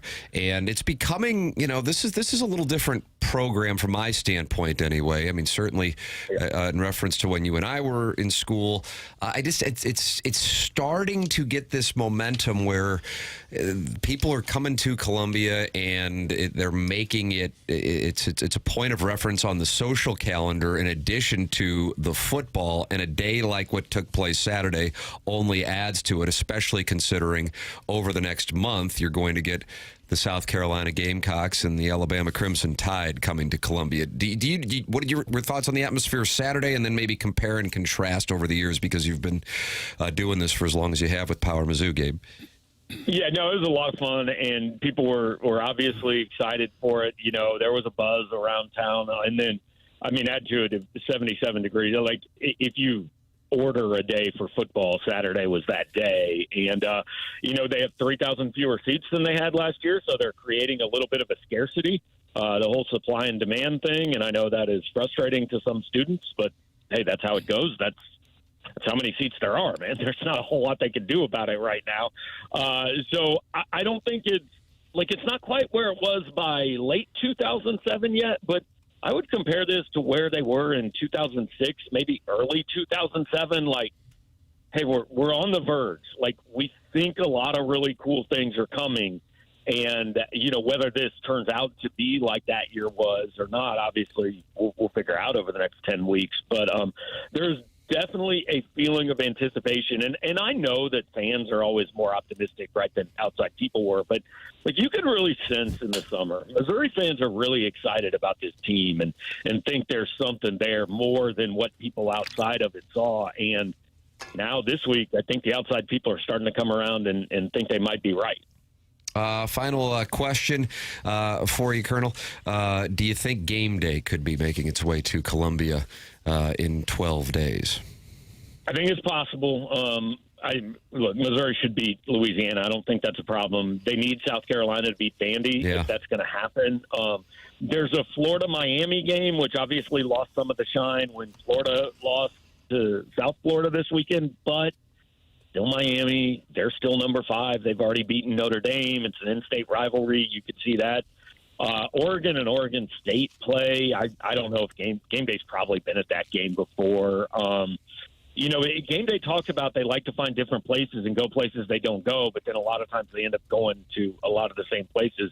I know Texas Tech and Utah play. Those are probably right now viewed as 2 of the top 3 teams in the Big 12 because Kansas State has fallen off a cliff. So I think there's a possibility that next Saturday night that is announced, and if that happens, then you put this up there with a lot of those days that we still talk about years later. Absolutely. The last time in Columbia, 2010, when Oklahoma was number 1 in the BCS. So there is the potential that is out there for Missouri, Indiana, Illinois, another one perhaps to keep an eye on from the local standpoint on this side of the state. Gabe DeArmond, brought to you by James Carlton. That's probably going to be the Big Ten Fox show, though. Oh, because that game will be, you think it'll be 11 o'clock? That'll be a Fox game. I think that'll be the big noon game. That could very well be the case when you look at the Big Ten schedule for September 20th. Colonel, brought to you by James Carlton every Monday and Friday here on TMA. Thanks, Gabe.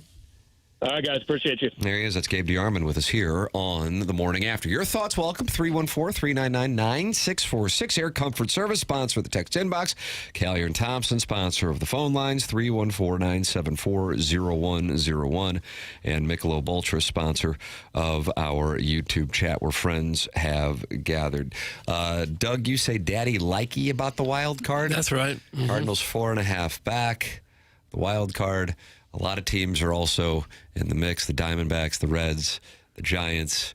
So that's the deal with the way that it's set up because everybody gets to stay in the playoff mix until the last. We'll talk about that as well as Jordan Walker with the walk-off. Brad Thompson coming up. This is TMA 101 ESPN.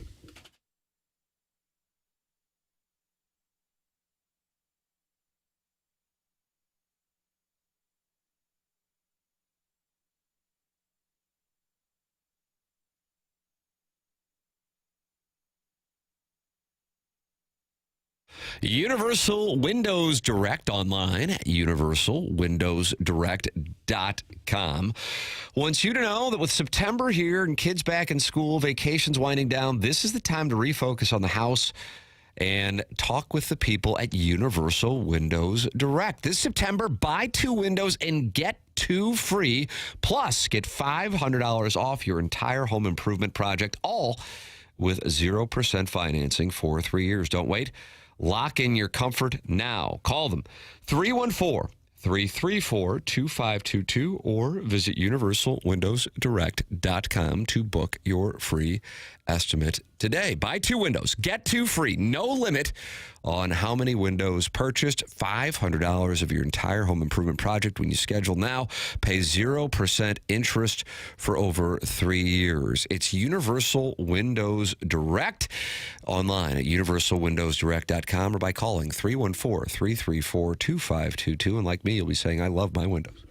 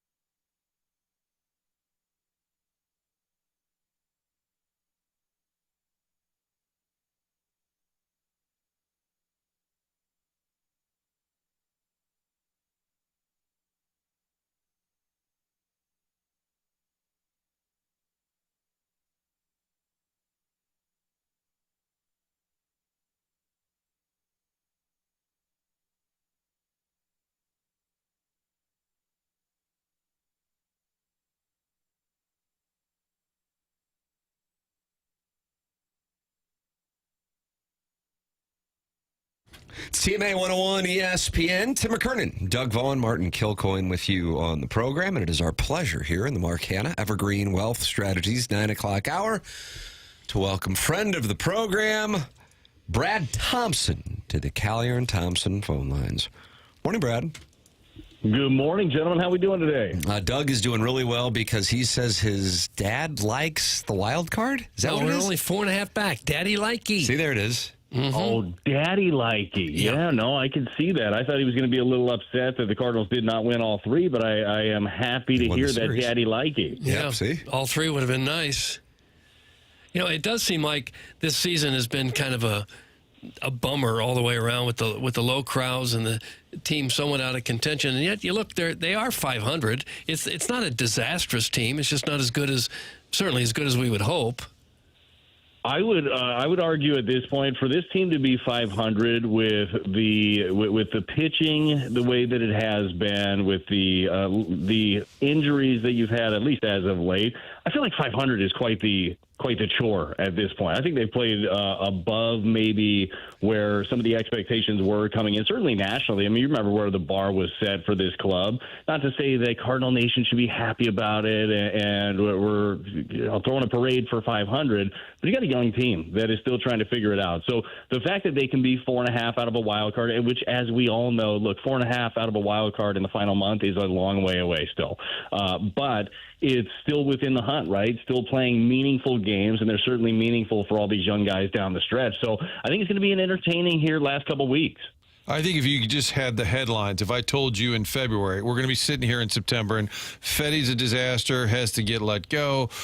Arenado's injured, hasn't really been able to produce. Walker really doesn't take off in this runway season. Palante has regressed. And we trade a bunch of guys at the deadline, I think if you just heard those headlines, you say, oh, God, what's the record? And they say, well, it's 500. No. I think that's the surprise. No, it's a great point. It's a great point, Martin. And you're right. Look, with all of that, like that screams like 2023 record, right? Where it's like, oh, God, it just all collapsed.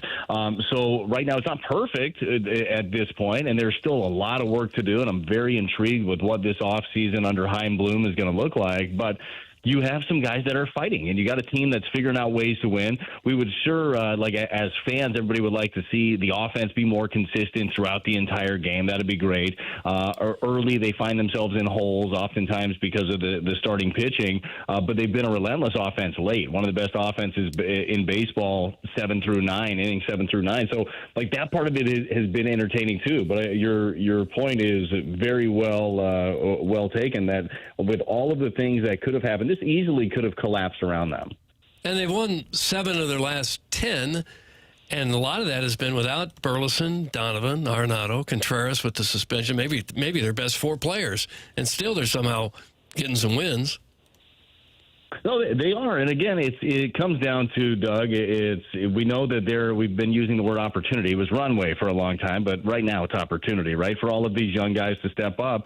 And there's not too many guys on this team that can head into 2026 and be like, well, I've got a spot. I am the whatever. Like Mason Lynn, maybe he's your shortstop. Donnie, he's playing second base, and your guaranteed contracts around Contreras, over at first. Arenado, if they don't move him, over at third. But like pretty much everything is up in the air right now, and I feel like you have a lot of young guys that realize that understand that, and they're going to give you everything you got here for the last 20-something games. So I think that part of it is highly entertaining, and then it'll be interesting, and I think it'll be very evident throughout the offseason what Chaim Bloom and this new regime thinks about this club and where they think that they can tweak things and what pieces they use. Because, I mean, let's be honest, some of these pieces that are on this big league team right now are not going to be on this big league team next year. How do they use those to get pieces that get you closer? Not solve the entire puzzle this offseason. I think that's going to take a little bit of time, but how do you get closer? Brad, you're on the team all the time. Brant Brown does not seem like a guy who wants to make headlines, but he did with his comments, candid take on Jordan Walker and needing to put more into preparation. Do you think that was out of frustration? Do you think it was by design, like trying to message the player through the media because it hasn't worked directly? What was your read on that? Yeah, and no, I don't think it was by design. I think it was out of an abundance of honesty. Like, I just feel like if you ask Brant Brown a question, you're going to get what he's thinking. And I think that it may have landed a little bit differently than maybe he meant it. I feel like in talking to Brant, I've talked to him about Jordan, not on air, just for background, just kind of about the situation. And the idea is like the next level for him is the stuff that they're talking about, that he talked about openly, of just the preparation and the routine and knowing how to manage your time as a major leaguer. Like, that ends up being the next level of what these guys are doing. And again, at 23 years old, with only a couple of years under his belt, trying to figure these things out, it's not easy to do. It's not a thing where your routine that you've been using your whole life is going to work at the big league level. Like, things change. There's so much more information. The guys are so much better. There's so many different variables. So I don't believe at all that he used that as a public thing to get it out there to motivate the player. But I do hope that it worked, like in that regard, right? Of the idea of, okay, well, what do I need to do next? I talked about this with the guys on the fast lane last week, of the idea of sometimes you think you're working hard until you see somebody else work hard. And then you realize this is what it's supposed to look like, or you don't change your routine until you struggle at a level where you feel like you have to. That idea of and this is not the case for him, but the idea of rock bottom, right? It's like, okay, well, I better make some changes, or this isn't going to look anywhere near I want it to look. And for Jordan, he's just immensely talented. He's got to get to the point where he is untapping that. Mo talked about it yesterday with Jim Hayes about being more consistent. That's going to be the big key for him. And a part of that is your routine and your preparation. Brad Thompson, our guest here on 101 ESPN. He joins us every Monday at 9:30. Nolan Arenado taking batting practice tonight and tomorrow as he looks toward a rehab assignment on Wednesday. I know where I am, and I think there are other Cardinal fans who are wondering as well, man, at this point, why not just go, okay, let's get healthy and focus on being right for next year. He did an interview last week, Brad, talking about how he would not feel good about going into the offseason without playing again. So he really wants to put himself into a position to play some regular season games before this offseason. How much do you think that in his mind, and I realize I'm asking you to get in his mind, but I'm wondering if he's thinking, I've got to show that I'm healthy going into the offseason to put myself in a position to potentially be marketable for teams to be interested in me. Because otherwise, on the outside looking in, I'm sitting there going, I just don't know why he would risk it with only 2.5 weeks left. Yeah, well, two parts, right? One is he's a baseball player, right? This is all he's done his entire life, and he's built himself a great empire by doing this and playing the game. So if he is healthy enough to play, he's probably chomping at the bit and wants to play. Like, that's just kind of the player in him. But I think that you bring up a really good point about the showcasing that he's healthy and good to go, because I see this offseason for Nolan looking a lot like last offseason for Nolan, right? With the uncertainty around, can they find a deal that works for him? They might be at a point where both sides, it might end up being better for both sides, just like they talked about last offseason. So if you're a team that is looking to bring on Nolan Arenado, who I truly believe is going to be a future Hall of Famer, you do want to see if he's healthy, right? And all of the other stuff, all of the money attached to his contract and all that stuff, like that stuff can get figured out. Teams can eat some. You can add in prospect. There's a lot of different things that you can do.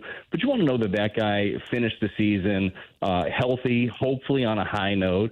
And for him, like, mentally, you don't want to miss all of this time and then go into an offseason of uncertainty and you're not sure how it would have felt at the end of it. So I feel like for Arenado, there are a lot of different variables, and he is, again, going to be one of the key pieces to watch for this Cardinals team this offseason.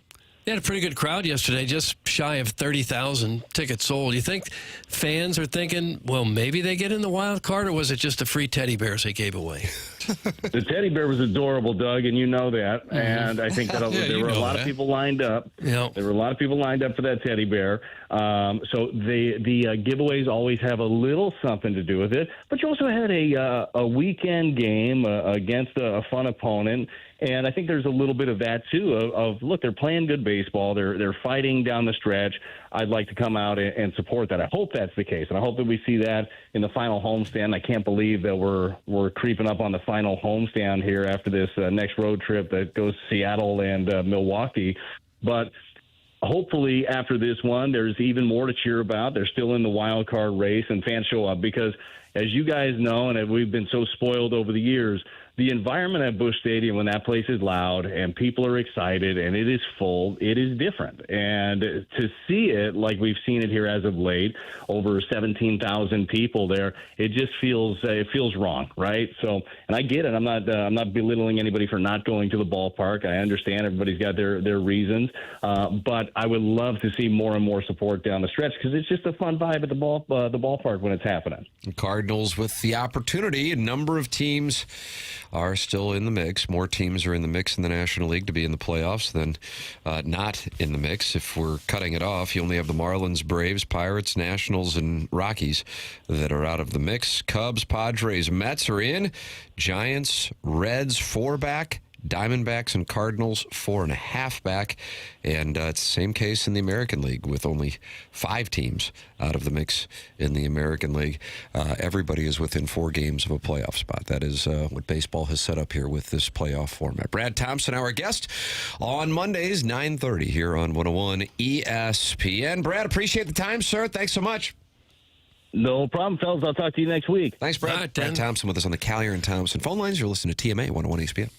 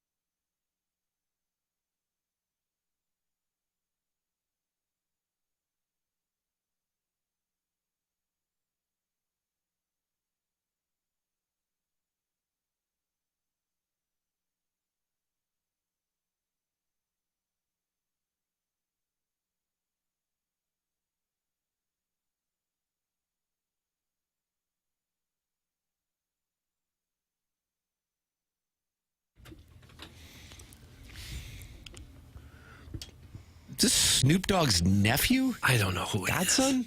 No. Jackson just shook me off. Well, everyone did with a scowl on his face. Yeah, I know. No, it's just everyone calls Snoop Unc. But I thought when he came out, that was like the big thing. 2010, right? Black and Yellow. I don't know the years. I don't believe that they're actually related. But they did do a wonderful album together early in Wiz's career. It's also Wiz's birthday today. Wiz. A Pittsburgh native. Yesterday was the unfortunate anniversary of Mac Miller's death, another Pittsburgh native. So, a lot of Pittsburgh. And Aaron Rodgers got the win over the Jets. Yep. Doug, he was asked whether or not he really wanted that one. Take a listen. Okay. Well, we'll kill some time with some music. Aaron Rodgers returns to face the Jets, his former team, threw 4 touchdowns as the Steelers nipped the Jets with a 60-yard field goal. But the focus in the postgame was really more about Aaron's 2-year stay in New York, which at times was tumultuous. Man, that was nice. Beating him, is there significance in that, since he basically told you to your face that he didn't think you were right for that team? Yes, that's what he did. So there's significance in beating him for you? I was happy to beat everybody associated with the Jets. He didn't want to expound too much, but no, but I like it. Coach Aaron, I kind of like it. Mm-hmm. I guess he flew. I guess he flew to New York just to meet with them, and then they said we don't want you back. And it's like, but then if you do it over the phone, like what kind of jerk does it over the phone? You can't really win. Yeah, it's one of those things. You call them and say, "Hey, we're going to let you go, but if you'd like to fly here, we'll talk about it." How about that? Aaron Rodgers 4 touchdowns. The Sunday night game, one for the ages. The game-winning kick came from Matt Prater, Doug, 41 years old. Some of the Bills did not know who the kicker was. Take a listen to the reaction from the Bills locker room because he just joined the team 2 days ago. Right. Well, he just joined the team. He wasn't on the team. Well, in the dossier, it says Bill's teammates on not knowing who the old guy was in the locker room. Fun with audio. There's a lot from Mizzou, Kansas. Other CFB, Cardinals, NFL. Got it. Okay. Love to hear it now. Just absolutely love it. The wedding weekend's over, pal. I'm not going to take a shot at his age, but he walks into the special teams meeting, and I'm like, oh, we got a new coach. And then I'm like, wait, that's Matt Prater. Holy cow, this guy's been, like, balling in the league. Yeah. First time I seen him, I was like, is that a coach? And he comes out here, man, and he's a great dude. Comes out here, kicks a game-winning field goal. He's special, and I'm just happy to have him here with us. The oldest guy in the world, ain't he? Shoot, I'm thankful for him. Keep your old ass with the Bills. Oh, man. I'm thankful for him. I'm glad that somebody could come in on Thursday and help us big because every piece matters. And he came in, he understood the assignment, and he got the job done. He's 41, been kicking since 2007. How about that? Big run with the Broncos, Lions, and I guess they said he took a red-eye Thursday night to get to Buffalo on Friday. Throw him into the mix, and as it would happen, Doug, it came down to a kick. Oh, how do you do? What a comeback. Buffalo down 15 going to the fourth quarter, and then down by 15 again. That Derrick Henry, who's a beast, had a big old fumble. And here come those Buffalo Bills. 99.1% was the win expectation rate of the Ravens when they had the ball, but they had to give it back to the Bills. And Josh Allen leads them down the field. Keon Coleman setting up the oldest ass dude in the world. I don't know that's what I heard. true. That's what I just heard. Hey, Rodgers is probably older than him, isn't he? Aaron Rodgers That's a older good than point. 41? The Bills. He's actually playing football. Bills scored 16 points in the last 3:55. A stunning development. I would watch these two play every week. If you just told me again, hey, the Ravens and Bills are playing again this week, would you? I'll watch. I The find games are myself that rooting good. for Buffalo, just hoping at some point that city gets a Super Bowl championship. In the show They've open, suffered it was. enough. Did you see the show open? It was Marv Levy narrating, and they're talking to Marv Levy, and I said, "Oh my God, is he still alive? He's 100." And he coached at Country Day. You always hear that. Marv Levy once, so he looked it up. It was in 1951. Oh gosh! And he's still going. And he said, "Man, I hope they get that Super Bowl in Buffalo." God bless Marv Levy. And Josh Allen. Is he still doing okay? Bills. Still he seemed. active? I didn't get a chance to talk to him, but he was on the pregame open, and he looked all right. It'd be a great surprise. You probably wouldn't guess. Marv Levy. Let's see if we can line that up. He's going to be a surprise guest. I'm saying, well, Doug wants to see how he's doing. I'm like, let's see if we can get him on. I read a thing the other day that said if you're born today, you've got like a 50% chance of reaching 100 years old because, because of the advancements in medicine. That seems a little aggressive. That stands to reason. What drop was that I just heard? Who had the first kid? Oh, Ken Iggy Strode. Back to that. Yeah. 10 minutes, Ken. First of all, you don't have a mom because you're not married, so your kids don't have that mom that you're dating. Just studying genealogy is all it is. That almost sounds interesting. It sounds like you could lose but still win. Jackson, the Pack putting it on the Lions. That's our team. I'm sorry to Sam Laporte, his dad, loyal listener. He was in Lambeau, and all of our St. Louis Lions. Tough loss. The St. Louis Chiefs lost on Friday night. I lost because I was told by my source here that the field would be too slippery for them to score points. In Jackson. Wasn't a problem. Yeah. It was slippery. I was slippery. I wasn't wrong. Video where they were sewing artificial turf fibers into the field. Yeah, I feel vindicated in my. I lost my bet. I mean, you can Venmo me that loss. Well, it was a slick field. The fact that they score, I can't. What was the total in that game? It wasn't that 27-21? 48, and I believe I had it at 47.5. Ah, damnation. I came back from CC City Broiler. Checked the old offshore account. Saw that it was not replenished with funds. Couldn't be as all the Chiefs fans in the lobby of the Ritz-Carlton of Columbia, Missouri were despondent over the loss. It was a good ball game is what it was. It was close. The Chiefs didn't look that good, though, I didn't think. They didn't look like the team that we've seen the last few years. You got to think Harbaugh will win. I mean, everywhere he goes, he wins. Well, yeah, good quarterback, too. Justin Herbert's good. They need to be. He looked really good. Yeah. This week on the 2 Fox, guess what? Eagles-Chiefs at Arrowhead. Super Bowl rematch. Kevin Burkhardt, Tom Brady, and the gang this Sunday afternoon. So Arrowhead, that's for the Chiefs, and that's not exactly an easy bounce-back game. This Sunday, Doug. You going? If I can get tickets, I'd probably go. Would you? Yeah, I probably would. Yeah. Looks like the best team in the NFL is Brian Henshin's Colts. Boy, could well be. Put it on the doo-doo man. The doo-doo man. It's a big day. Huge day. Doug, the doo-doo man, that makes him happier in New York, where they were delighted because they already have a quarterback controversy. Jackson Dart said he would be happy to do an interview because Brian Dable, the head coach of the Giants, said they were going to put some plays in for him. He never got to play. Jackson Dart, the backup, said he would be more than happy to answer questions. And then the New York Giants media relations stepped in and said Jackson Dart will not be answering any questions. They thought he was going to rip the coach? Would you do that as a rookie quarterback? Rip the coach because you didn't get to play? Much like I've said Mike Schultz on the hot seat, I think last year I said Dable was fired even though he wasn't. I remember that. So I kind of need that to pay off, and seems like there's tip. Jackson Burkett had it first. Yeah, incorrectly, but he had it first. Mutiny starting to spread. That's the hope. Neighbors didn't seem too fired up about him either on the sideline. It is kind of head coaching 101. You don't allow that door to open, especially after one game. Who's the quarterback next week? Well, we'll get back and look at the tape. And how many restarts to the Russell Wilson career is there? Yeah. He was the answer in Denver until he was, and then he goes to Pittsburgh. Now he's in the Giants. Okay. Yeah, you got Russell Wilson, you got Jameis is famous, and now Jackson Dart all up there for the Giants. I'm not sure which had more ass this weekend, Columbia, Missouri, or the Clayton Art Fair on Friday. Both events were darling with a sizable pinch of tail. Don't get your hopes up, Sharon. You clearly weren't part of it. That's from the self-made stay-at-home Ladue mom. Why did she take shrapnel on that? It's refreshing to see rich white women. Well, I've never been to the Clayton Art Fair. But you were there this weekend? Yeah, it's a good time. Have you been?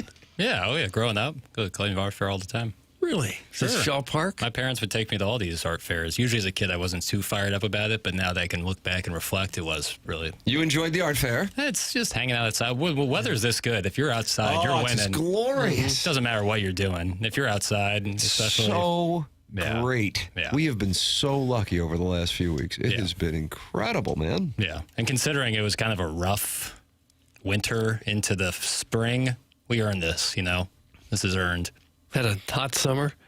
But I just saw the forecast says it's going to be 95 this weekend. 95. It's going to heat up a little bit here this week. One more September heat up, Doug, before it goes away. Okay. Oh, yeah. Well, I'm not complaining because I hate the cold weather so much. So I'll miss 95 when it's 15 degrees. My iPhone says 90 on Saturday, 90 on Sunday, but you're seeing 95. I just saw the TV, local TV news had that.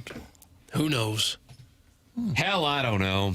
Either way, Colonel agrees. Game day might be coming to Columbia next Saturday. Well, if the Indiana-Illinois game is going to be the big noon kickoff, and what's standing in Missouri and South Carolina's way? I would still say Florida-Miami.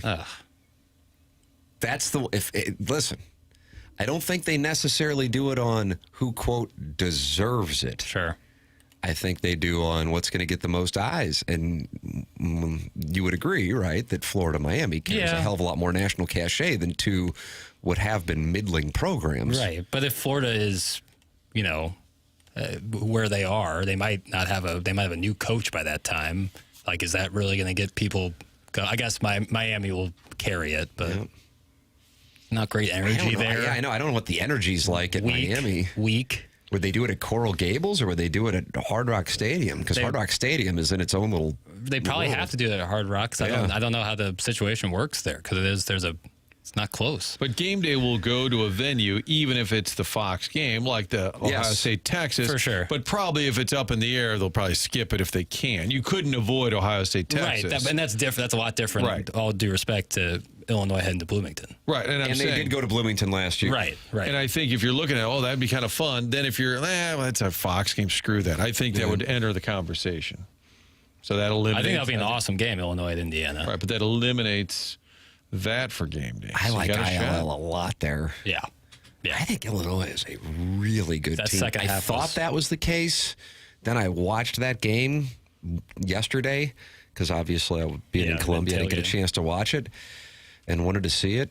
I mean, Altmaier's damn good. The defense is damn good. I don't know. I think that thing might be real. That could be super fun if you have both teams in the area in the mix in the college football playoff. Do they go? Ohio State goes to them this year. Comes to Champaign, October 11th, same day as the Bama game. That's going to be what an awesome USC day. before that. Yep. It's going to be an awesome day. Yeah, USC's on the 27th, and they travel to Bloomington on the 20th. Nice. And I'm just telling you, it's a good thing. Martin, I know you got onboarding, and Monday onboarding always is intense. A lot of errors and omissions, things we kind of review a lot of mistakes we've made in the past, and then we kind of vow to do better, and then we take a little cigarette break at about 10:30. You vape?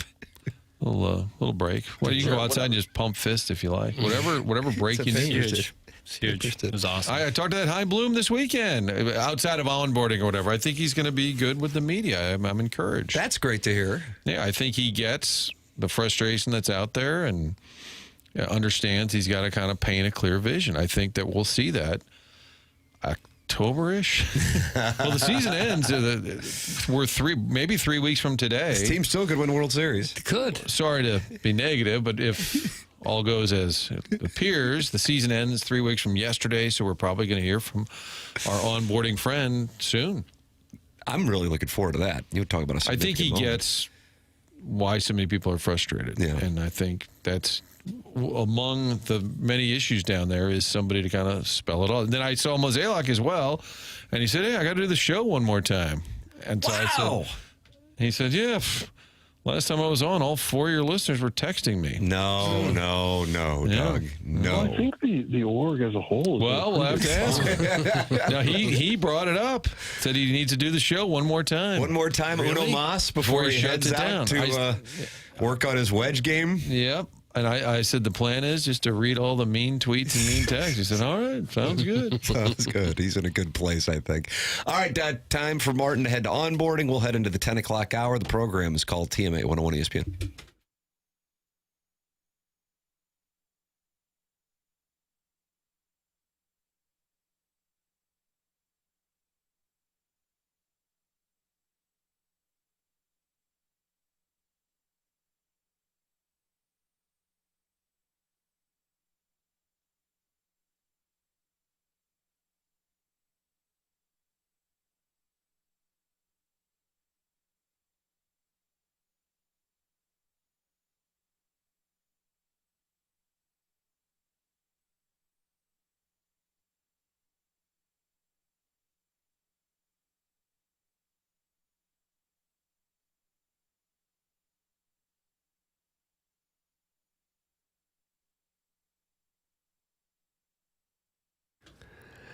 TMA is brought to you by St. Louis-based Stifel, a leading wealth management and investment banking firm. Stifel is the firm where success meets success and has been since 1890. It's a historic company in St. Louis, founded in downtown St. Louis way back in 1890, and they're on the same street today as when they started so many years ago. Proud to have called St. Louis home for 135 years now. They partner with the Cardinals and the Blues, and they just pulled off a very successful Stifel Charity Classic. They also sponsor Stifel Theater.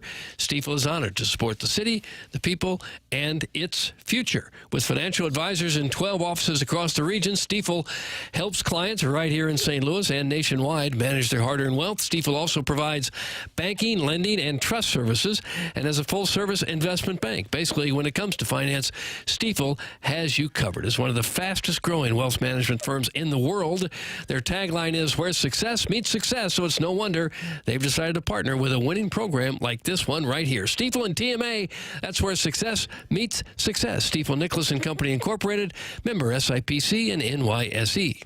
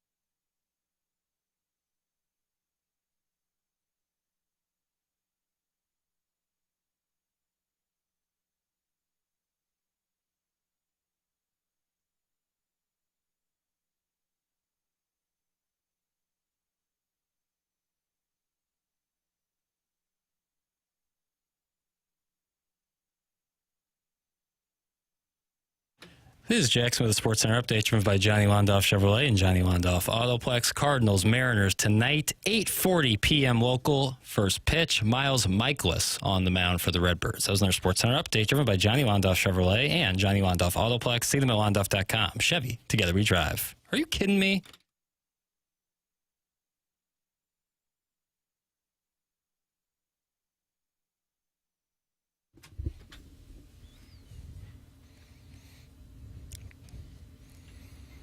Doug, do you recognize this? It sounds familiar. Who is this? This is Avicii. Rest in peace. May he rest in peace. My Name is Tim, Netflix documentary. Okay. And today would have been his 35th birthday. Wow, he was that young. 28 when he died. Wow. Mac was 26 when he died. And What happened to him? Avicii? Oh, sorry, that was crowdsourcing. Yeah, it was. So on top of it, I just thought that maybe it was big news. It's kind of I don't want to say the wrong thing, so I can tell you Mac, who died yesterday in 2018, died of an overdose. Mm-hmm. So they both died on the same day? No. Avicii died April 20th, 2018. Mac died September 7th, 2018. Got it. The program's called TMA. It's presented to you by Brown and Crouppen, 101 ESPN. And we welcome you to participate in said program. You got one more hour in the month of September. If you don't have a name saved in the Air Comfort Service text inbox, to have the name saved, like this one from the 813. Florida isn't bad. Give USF some credit. Okay. But that person's from the 813 doesn't have a name saved. Yeah. I agree with that. I thought that number was a little big going into the weekend. I think it was 17.5 or 18.5.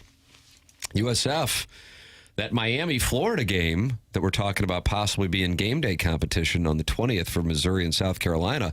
Guess who South Florida gets this weekend, Doug? I don't know. Jackson, do you know? South Florida? Yep. The undefeated Bulls of South Florida. No, who they have? Miami. Oh, really? Yeah. So South Carolina being undefeated and Miami being undefeated are not sure things. Yeah, that South would be Florida awesome. and Miami and Vanderbilt travels to Columbia, South Carolina before South Carolina travels to Columbia, Missouri. You're welcome to text in and put in a text name request at 314-399-9646. You're also welcome to talk it over with other TMA listeners at youtube.com/TMASTL. 251 friends are in there, and they're talking it over right now. And Jake in St. Genevieve says, someone was trying to make fun of him in the chat earlier. I was like, that dude was awesome. How can you make fun of him? That's from Jake in St. Genevieve, Doug. Okay. Wonderful little text. Someone was trying to make fun of him in the chat earlier. Okay. I was like, that dude was awesome. How can you make fun of him? He was talking about the fan that was brought onto the field to take a shot at a $25,000 field goal. I asked Doug if he saw that, and because I was at the game, of course, I saw it, but that was not shown on ESPN, I gather. I didn't see. I heard about it where instead he kicked the ball into the Kansas sideline. So he kicked it in the Kansas sideline, and then he lifted up his shirt, and he had FKU written on his torso. He's also an amputee. And as opposed to taking a shot at $25,000, I think it was a 45-yard field goal, so it wasn't necessarily all that likely. Anyway, he took the time to kick it at the Kansas sideline and expose his torso, which had FKU painted on it. Now they've got a GoFundMe started for him, and last I checked, it was up at about $5,000. Oh, nice. I was zoomed in on him with my camera on my phone. I was interested to see if the Mizzou people were going to kind of lead him out and he was going to get himself in some trouble, but it looked like they just let him go back to his spot. It was harmless. 45-yard field goal would be tough to make for somebody, especially as an amputee. Yeah. The kids on game day have been killing it. Pat McAfee's had to pay out 2 weeks in a row. And how That's how the kid from Norman made the field goal. Bombed it. Nice little tight draw. Jake in St. Genevieve is not happy with me. Come on, Tim, give it some context. Jake, I got to be honest with you. From 7 o'clock to 11 o'clock, I'm hosting a program, and I don't get an opportunity that Kurt does to just sit there and talk with you all afternoon and morning. So I just read the comments, try to integrate the YouTube chat into the program, and sometimes they make sense, sometimes they don't. And in this case, now I understand it. I don't know why somebody would be making fun of somebody who isn't, but I don't know. I didn't see what was going on, that he's an amputee. Yeah, someone at the game might not have known he's an amputee. If Right. Yeah, because I saw it on social media where that was in the content, and it was a close-up video where you could see. Well, it was a young guy, a student? Looked like a student, right? Yeah, he looked maybe a little older than a student, but in that age range. He's certainly in his 20s, no doubt. It was awesome. So he passed on the 25K. Again, not necessarily likely anyway. Sure. And then had his moment. Try to make his mark this way. Yes, You think you could have made a 45-yarder back in the day? No shot for me. I don't even know if I make 1 out of 100. Yeah, I don't know if I'm making a lot of PATs. I'm really bad at kicking balls. Yeah, me too. Really bad at it. Never been my thing. But I have a bone spur on my right I still foot, too. contend there's a lot of kickers out there. A lot of guys play soccer. You did have been saying this. That and is then your you take. A lot of soccer players. We can't rub two guys together who can hit a 45-yarder. Hey, Jake from St. Genevieve, here's some context. Don't be a dork. Just stop it. That's from Gerard Chadwell. And now the Air Comfort Service text inbox is at war with the Michelob Ultra YouTube chat. I'm eating chicken wings on the potty. Oh, we didn't need that. Oh. He never ate there, ever. You would have chicken wings on them? No, you should never eat on the potty. The kid is on the Mizzou wheelchair basketball team. Nice. According to Ollie really? Doesn't Know. Super cool. Remember when the Warson Woods bozo said Sam Horn was the starting quarterback? LOL. That's from Harrison's brother Master. Well, he may have been if he hadn't gotten hurt. We don't know for sure. I don't know. Probably not. Bo looks pretty awesome. Oh, he does look awesome. I keep that throw he made to Daniel Blood towards the sideline, just dropping the bucket. So impressive. Like, that's a really tough throw to make. Please make my name the Beer Cat Fan Club Vice President. Yes, both Beer Cats. Wow, Jackson, how about that? Beer Cats has a fan club now? And Young Beer Cats of Murray State? And a council to follow. You know, they're becoming structured. You guys buried the lead again, boys. Chairman being a fan boy, spelled with an I, Doug, with a pic of him and Beau on the fan pin. Chairman, you have a shirt you wear. Yeah, the Beau State shirt that I created. I got a chance to show that off to the QB1 after the game on Saturday. Where'd you see him? You saw Beau Pribula? Yeah, I talked to him a little bit. Why? How? I got a... And this is on the fan page? Yeah. This is the TMA fan page on Facebook. You don't get on there as much as you'd like. It's I don't know what to say. Yeah. I agree. So you rushed the field? No. I've got some connections to the club, and those have paid off a little bit. So I got to chat with. So what is going on here? I mean, it's nothing special. It's just a picture of me and Beau standing there after the game, and both kind of taking in the Is day. he in uniform? No, this was well after the game. So you're seeing him after the games. What does that mean right there? You want to talk about context? Yeah, I've seen him after one game. Yeah. Where do you see him? At the football facility, Doug. Okay, so he plays the game, he goes, he gets showered, he changes his clothes. Does the media and thing. he comes out to meet you. All I see on the fan page is Iggy says he needs more cowbell, and I don't even know what that means. You talk about context. I don't think he came out specifically to see me, but he did see me, and we did chat. I talked to his mom a little bit, and it's 2 QB1s in a row that I've developed a rapport with. Huh. How does this happen? I don't see it. This is on the TMA Facebook page? Yeah. Doug, it just happened. I don't know how it happened. Oh, I do see it now. There's really a picture with you. This is real. Yeah. I'll be dadgum. Great guy, very humble, very well-spoken, and I told him I love what he's doing for the program. Glad he's here, and go get them Cajuns. I assume you got crapped on for posting this? There was a few little ne'er-do-wells that had some smart aleck things to say, but I think most people, they know I'm a fan and have rode for this team for a while, so I'm going to enjoy this while we got a little run going. Well, there's nothing you can do on that fan page that's not going to be heavily criticized. Nothing. Chairman, do you mean Warson Woods Wacko Connections? That's from Ollie Doesn't Know. No, Warson Woods Wacko has nothing to do with this at all. Oh, and I see it now, and you've labeled it Beau Money, Beau Problems. Doug, that was a tribute to Sean P. Diddy Combs, Notorious B.I.G., and Mace. Mo Money, Mo Problems, 1997. And what did you were wearing the Bomi State shirt? What did he think of that? He seemed to enjoy it. Oh, did he? Yeah, his mom also seemed to enjoy it. Okay. You want a cut of the royalties? I just made it for myself, Doug. There's not royalties to be had. All right, sorry I asked. Tell me you don't care about your coworkers' social media without telling me you don't care about your coworkers' social media. Jesus, I saw Chairman's pick with Beau, and I couldn't give a rat's ass. It's from Sharon and I don't care about my coworkers' social media. I don't think any of us are on social media. I mean, we have accounts, but guy. but I don't think we're really active. No. But like if Doug... Mina Kimes says we all should be active, by the way, Doug. I like Mina Kimes. Kimes, you lost me there for Mina Kimes? 10 seconds. Look on Doug's face. It was like the Zach Galifianakis gift. I like Mina Kimes. And who is it again? Who? Mina Kimes. She works for ESPN. Mina Kimes. Okay. She's a football analyst for ESPN. All right. Sideline or no, studio like or? Studio. Okay. People get really bent out of shape because she's a woman talking about football, and they're like, They make a sound like it really fires them up, which makes me enjoy it even more. What were we talking about? Mina Kimes. Oh man, about a coworker social media. Yes, I don't care about any of your guys'. But that's not like it's because I don't love you guys. It's just I don't care about your social media. Okay.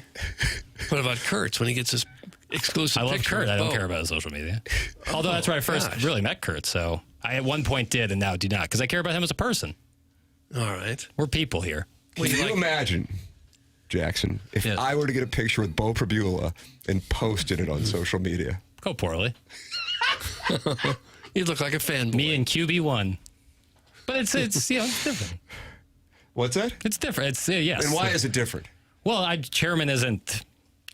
This is not lemonade. This isn't lemonade. I think it might be. Chairman just handed you a gong stick. Tim has been a staple of the St. Louis media market for some time now.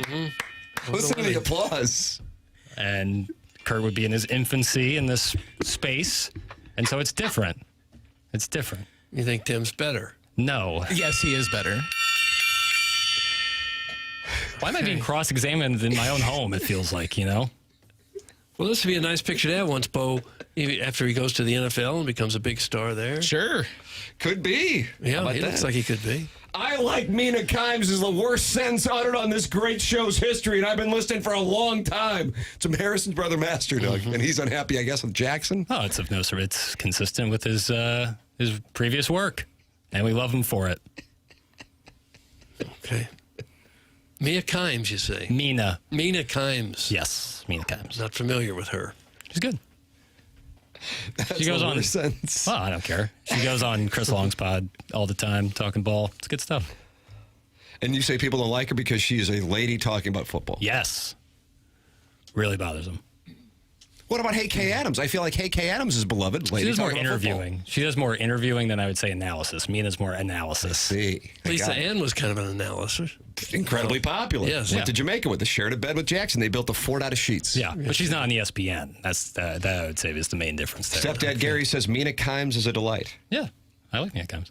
Mina Kimes is great. Tell Master to pound sand. That's from Dirk 3K. Oh, Dirk 3K, new texter. He's just got his name in there today. Oh, did he? Shout out to Dirk. Okay. Welcome to the show. Mount Rushmore of Dirks. Vinsky. Dirk Bentley. Diggler. Yeah. Dirks Bentley. We're counting Dirks. I think we should. Okay, then we have three. We need one more Dirk. Want to put Dirk 3K in, this new listener? Dirk. Little Dirk? Want to put Little Dirk in there? You know what, Little Dirk? Dirkio? This seems like we ought to be able to come up with another Dirk. Mina Kimes sucks. That's from Eric in the Central West End. Yeah, you can kind of see those coming. Guessed it. Harrison Brother Masters, CWE. You can kind of see these things coming. The Libby Jack haters just got another notch in their belt with the Mina Kimes appreciation. I didn't know. I Is don't it know her liberal politics. That's from Carlos Spicy. I didn't know that I don't know her politics. I'm aware of her as an ESPN policy. It's not. I don't know what they're gonna do. And all I know is she said that we all should be on social media. Yeah. But that would. She But if wouldn't I be were the to only post a person video, saying like I had videos, all kinds of stuff from this weekend, And if I were to post them, it would be like Doug, watch this, like a moth to a flame burned by the fire. You know what that's from? Anybody? Nurse, No. Nancy? Janet Jackson. That's the way love goes. It'd be flocking of hatred. But some of it involves my friends and my family. And so I wouldn't do that. And I also don't want to, like, in the middle of the game go, I'll tell you what, I don't like the way Drinkwitz is calling the game, you know? I'm not looking to do that either. So I don't want Mina Kimes wants me to do. And Harrison's brother Master says Mina Kimes being great is the worst sentence ever uttered on this show. I don't know, because we've uttered some horrible sentences. Horrible, awful sentences. So I need to know what I need to do. But I just know if I would have gotten the picture with Beau Pribula and posted it anywhere, TMA fan page or anywhere else, all hell would have broken loose. So I'm happy that you experienced support, Chairman, and that you met up with, and I can't tell where you are. It looks like the Hearn Center's in the background based on what I'm looking at. Here's one guy who says, creepy. This is his response to the picture. Yeah. Creepy. Mm-hmm. What's creepy? I'm not sure. Yeah. It's just you with a guy. Oh, yeah, it's just the haters. There's always haters out there. I don't know what you're doing with your right arm, though. Doug's on. That's between me and Beau. Okay. Look at me, I work out. It's Charlie Marlowe. Yeah. Email at themorningafter at InsideSTL.com for the Design Air Heating and Cooling email of the day. That's coming your way in a matter of moments. We talked about Mark Hanna as the sponsor of the 9 o'clock hour here on TMA. I want to say this, and I want to say this crystal clear. Get a financial advisor. That's it. If there's one thing that you learn from this show, and there's not a lot that you really can learn from this show, but if there's one thing you learn from this show, get a financial advisor. You might be like, brah, I'm 20. I don't care. Get a financial advisor and have a plan. You have no idea how important it is. It doesn't matter if you're sitting there going, I have no money. No. Then you can have a plan. And Mark Hanna is a wonderful person. I cannot say enough good things about Mark Hanna. 314-889-0503. That's Mark Hanna, Evergreen Wealth Strategies. Longtime sponsor of this program. Started sponsoring my podcast way back when. You can check him out online. Here is the website, Doug, evergreen-ws.com. That stands for Evergreen Wealth Strategy. Send your emails in for the Design, Air, Heating, and Cooling email today, coming your way in about 20 minutes. The morning after at InsideSTL.com. Let's see. KG's stalking of Pribula with photo really puts into context. I don't follow. You weren't stalking. No. You just happened to see him, and you had the Bomi State shirt on. Correct. And got the picture. Yeah. Had a conversation with a couple other players, too. What else? What can you tell us about this inside word? Caden Green. Left tackle. Yeah. Okay.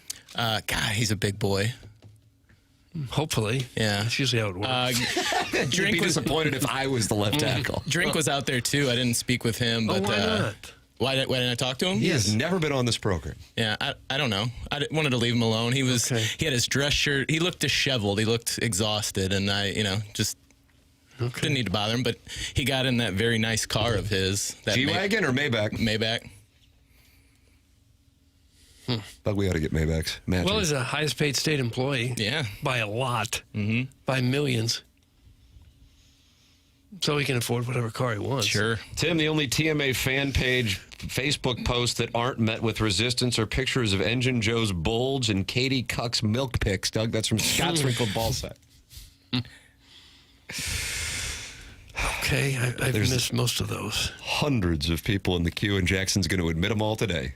You're just going to let them all in. To which queue? The TMA fan page queue, especially now that we're on 101. There's way more than there were. Yeah. Waiting for your approval. And waiting they are. 7,175 members with 900 waiting in the queue. Oh, boy. A busy afternoon. Jackson's got a busy afternoon coming up.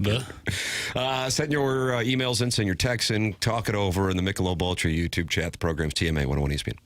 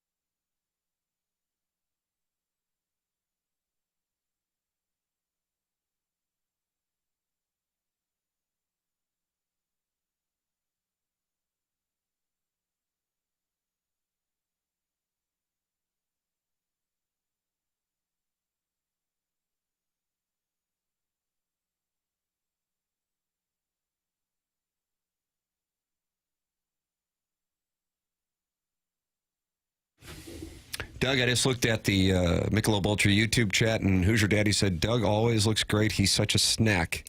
I'm a snack? Flip it off. Huh. Well, I always look about the same, don't I? I don't know that I dress too differently. I think today you look more like a snack than normal. What snack would you be? Wasn't that a question that was asked of Barbara Streisand by Barbara Walters? If you were a tree, what kind of tree would you be? I believe that happened. Yeah, that's good journalism there. And we look at these people like, oh, they're just brilliant. They're just goofballs like the rest of us. I haven't heard you answer which snack you would be. I'd say a nice, plump little Twinkie. Oatmeal cream pie? Yes, please. Guys, nope. Nope. You can participate in the conversation, youtube.com/TMASTL. Cardinal Cowboys Pontoon says, so which one of you lemmings won the Powerball? A Missourian or Illinois? Yeah, somebody in Missouri and somebody in Texas. Really? Yeah. I thought about buying a ticket on the drive to and from Columbia. It always sounds like it's one of those podunk gas stations that sell those big winners. They haven't announced it yet, as far as I know. Wow. Bevo Mill Schnitzel says the winner in Texas was a pledge. The fraternity had everyone purchase 2 tickets. I wonder if they'll actually split it. No, you better believe they'll split it. Trust me, when it's all said and done, they'll be splitting it. Yeah. Council will make sure of that. Council will make sure of that. So one guy held all the tickets for the whole fraternity? Guess so. I was not aware of this. Yeah. That's the Texan. I don't know about the Missourian. As far as I know, they haven't announced it yet where it was bought. Because the place that sells it gets like $50,000 too when they sell a big winner like that. Oh, really? Yeah. That's cool. Gets them to push those lottery tickets For a little sure. bit more. Yeah. But still, like sometimes you'll see like a lottery machine, like a small kind of dive bar, and if they are to get a huge influx of cash like that, probably be huge for their growth. Waiting outside the practice facility or shower facility is stalking. That's from Peter Gozinia, and people are not happy with Chairman Kurt for getting a picture with Beau Pribula. That's fine. I knew that kind of thing would happen when I posted that. I didn't see this coming. I don't believe you. I didn't. Well, that's why when I discovered it, I said, "Oh, I bet this probably wasn't well received." But you're telling me it was. Did you post it like on Instagram or Twitter? Yeah. Okay. And how did it play there?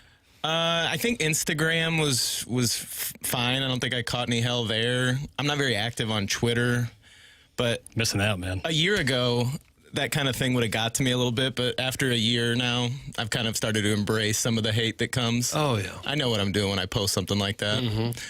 As a 40-year-old man with my arm around a guy half my age. Because the haters hate everything. Yeah. Doug, was it Taylor Swift who said the haters going to hate? I think so. I don't know. Yeah, Jackson's bobbing his head to shake it off. Was she in Sao Paulo on Friday night? I shorted that market. I don't believe she was. I didn't see any shots of her. No, I didn't either. Little bit that I watched. I would have been surprised if she made that trip. Yeah, agreed. She got an album coming out next month, so I'm sure she's gearing up for that. I'm looking it up. No, she was not there. Oh, wow. I have that information. We got the Design Air Heating and Cooling email today coming up on the program, and that is the morning after at InsideSTL.com. These haters can pound sand. That's from the unknown DJ. He is in support of Chairman Kurt with Beau Pribula. Let's see. Just because he's the greatest, not that he needs money. He doesn't need anything. That's from Big Blonde Dan.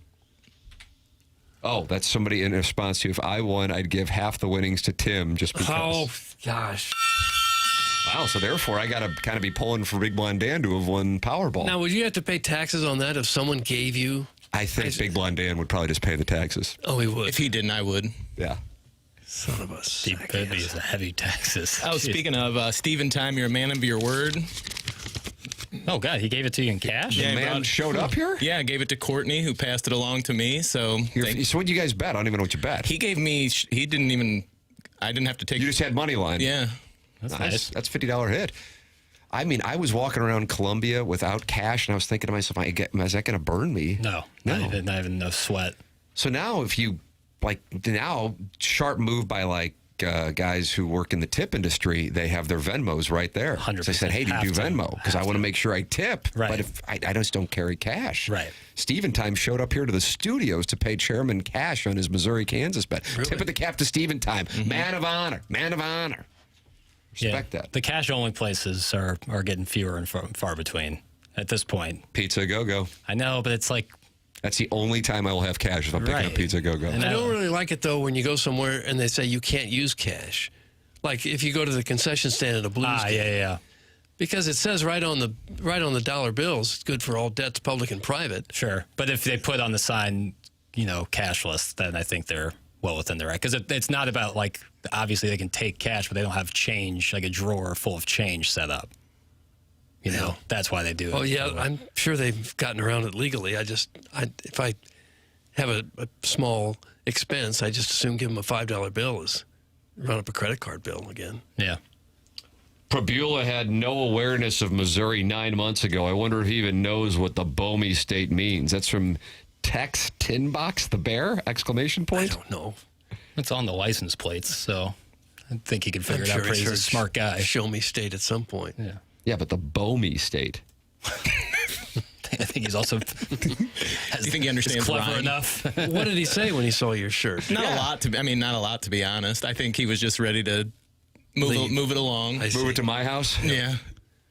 I wonder if he'd have any luck with the gals at my house after a night like that. Probably not. I had considered going over to my house. I got the invite from Morrison Woods Wacko as well, but the more I thought about it, I just couldn't bring myself to do it. And after hearing Tim describe it, I feel like I made the right decision. As much as I love sewage. Oh. Yeah. 2 inches of raw sewage, Doug, if you're looking for it. And it was raw. Oh. That's me. I've been swimming in raw sewage. I love it. I love it. Doug, do you know what that is from? It sounds like Chevy Chase. Not bad. That's a good guess. You're in the right vicinity. They just remade it. Nice. Good hint. Good Adam hint. Sandler's? A little colder, but... Well, sorry, I don't know. I'm trying to help you. Okay, how about a hint? They just remade it. That's why I went with Happy Gilmore 2. N-G. N-G.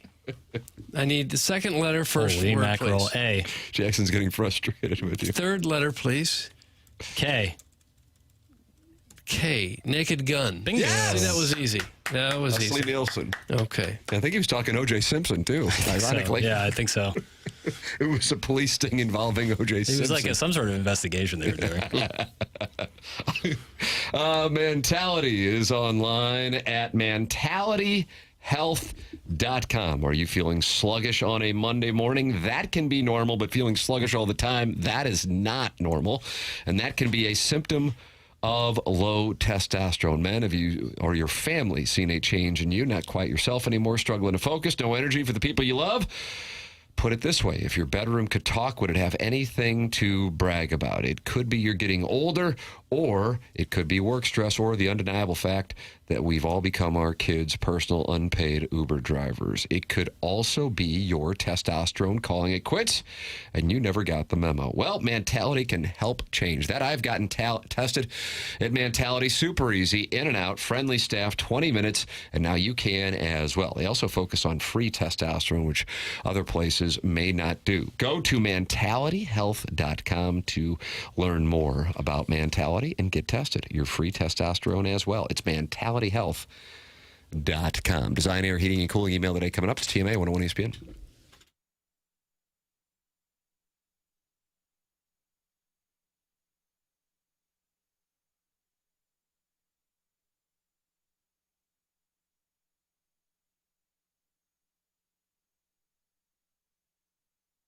Michael's Flooring's online at igotfloor.com. You can get yourself a free sample, 3 samples free, as a matter of fact, from Proximity Mills just by going to igotfloor.com.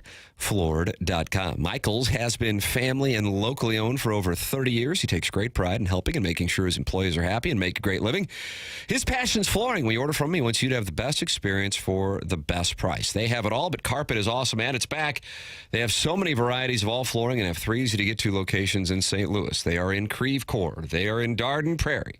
They are in St. Peters, and they are online at igotfloored.com. There is a reason that Michael's Floorings continue to grow through the 31 years. Employees love working for him as they feel like family, and he makes sure they're taken care of, and this then rubs off to the families buying the product as they know they have the best interest of the buyers at heart. It's Michael's Flooring online at igotfloored.com.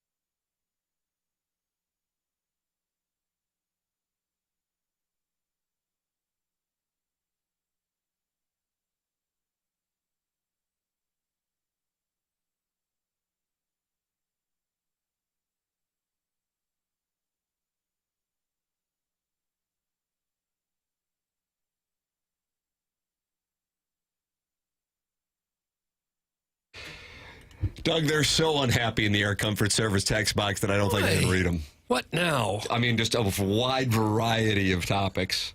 Okay. Was Plowsy looping for Bernhard Langer this weekend? And it's a picture of somebody who looks like the Plow. You know, it kind of does. And I have to say, it's a nice observation by, the 636. You got 10 minutes, by the way, to get your name saved in the text inbox. Jackson will do it. I was out there at the Stiefel Classic yesterday, and I was thinking to myself, these volunteers give their time on the weekends. Mm-hmm. There is no cash payment, I don't believe anyway. I'm pretty confident, hence the name Volunteers. Mm-hmm. And there was a player who was raging at the location of the volunteer on the 18th green when he held up the quiet sticks. Mm-hmm. And he stepped away from the ball and he started moving him. And he was all angry, like, move, because the volunteer was in his line of sight while he was over his ball. And I was thinking to myself, if Doug were here, you might go out there and give him the hot swab nose. Get over yourself. What was he, putting or chipping? Putting. How could you possibly focus on the hole when somebody 100 feet away is holding up a sign? You couldn't.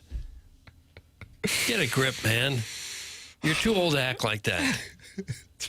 I swear, it was unbelievable. Like, he was a banty rooster. Doesn't it make you want to root against the guy? I was pointing it out to my older son. I said, this is how you, when you make a shot that you're not really pleased with, this guy here is 60 years older than you. Don't act like this. Oh, he missed the putt and then blamed the person holding the sign. No, he had a bunker shot beforehand, and he asked for a ruling that he could get some relief, and he didn't get it, and he was mad about that. Okay. And then his bunker shot wasn't great, and then the volunteer who's giving his weekend on the 18th green was in his line of sight on the putt. Oh, gosh. And he's moving his hand. And it's a wonder he's still alive today to have survived something like that. I think he was like 15 shots off the lead, too. Settle down. That kind of behavior, you're going to wind up in the river. Act like a man. Here's a man who acts like a man. It's our leadoff hitter for the Design Air Heating and Cooling email of the day. Oh. Jackson, what are the standings? Riot says 3 wins. This guy's dangerous. We've never had somebody win every single day in a month. No, we've not. Is this our time? Well, could be. Let's see what he's got. Riot's dad's time. Tim looked extra handsome today. Oh. That's from Harry, and then the last name is Sash. Harry, and then the last name is Asash. That's it. That's the email. Okay, that was a poor email, Harry. I put my quilting passion on hold this weekend and started a woodworking project. That's from Midge. That's a short. I kind of like that one. A nice woodworking project. That's nice. Midge with a darn fine email. Leader in the clubhouse. Mm-hmm. Good morning. I've been listening since the move to 101 ESPN. And here is what I've learned so far. Doug, the first anniversary of TMA on 101 ESPN, huge gala planned for October. Yeah. Huge October gala. 1st? Bottle service. Number 1, Tim is my short king of perfection. Number 2, Martin is funnier than he looks. Number 3, Doug never knows the years. Number 4, Jackson is pale. Number 5, Chairman Kurt is phone guy. Number 6, the Hoosiers from Jeffco, St. Charles County, and any named texter are the ones that really run this show. Sound legit? Good, because I've been told by Doug that if I fail the test at the end of the year, he will have to go all wild card on me, and he likey? Cheers to an awful email. That's from Dirk, 3K. Dirk, 3K. And finally, there is a place that I live in. It is called Missouri. They were going wild at Faroe Field as Beau Pribula and the Tigers put up over 600 yards of offense in their come-from-behind victory over KU, while a belligerent legend in his own mind was laughed out of every joint he tried to use Tim's name to talk his way into while screaming, "Do you know who the F I am?" Meanwhile, in Chicago, where nobody gave 2 Fs about the game, a superstitious, pale, blonde, drunk gentleman in a wing-dinger suit paced... You were in a wing-dinger? I looked handsome. Did you? Yeah. Paced violently while singing Mr. Brightside, and no one in particular, as he listened to the game on his transistor radio like he was Shooter Flatch. Back in St. Louis, the Cardinals picked up a huge series win to get back to 500 and keep Pestis' 90-win prediction alive for one more day. Haven't heard from Pestis in a while, not because he hasn't called in, but because he's firmly in the chaps zone where it only gets on when Tim's on vacation. That's a rare zone to be in. As the B team will put anyone on to help them fill 4 hours. Realistically, the Cardinals might be out of contention, but for the final homestand, they're incentivizing people to come downtown by giving out $20 Galleria gift certificates. Luis Ordaz and Manny Ibar are confirmed. Still waiting to hear back on Polanco and Renteria. Tony Bank wasn't invited, but RSVP'd anyway, asking where my gift certificates at. That's from Buck Swope, DBA, the Recess Ladies Breast. And that's who we have for the Design Air Heating and Cooling email of the day. Buck Swope. I'm gonna vote for Midge because that's the woodworking. She started a new woodworking project. Right. Midge. I thought Harry had a real poignant email. I like Midge. I'm going with Buck Swope. How does it work in that? You win. Yeah. That's it? Mm-hmm. All I got to do, one vote? We had 2 votes for Midge. Well, his counts as 2, and a tie goes to Tim. Well, why are we even voting? It doesn't always work out like that. It does seem rather North Korean. Yeah. It's, well, Doug, you're just voting for practice, and then I come in and I decide. I guess so. We had 2 votes for Midge. It's like when you move in the NFL, you know? Voting, committees, who gives a damn? Yeah, whenever Jerry Jones stands up. Horrible for Midge. Tim's Argera. Good job filtering, Kurt. You suck. That's some wedding tackle. He's not happy. Yeah. We got a break. It's TMA 101 Speed.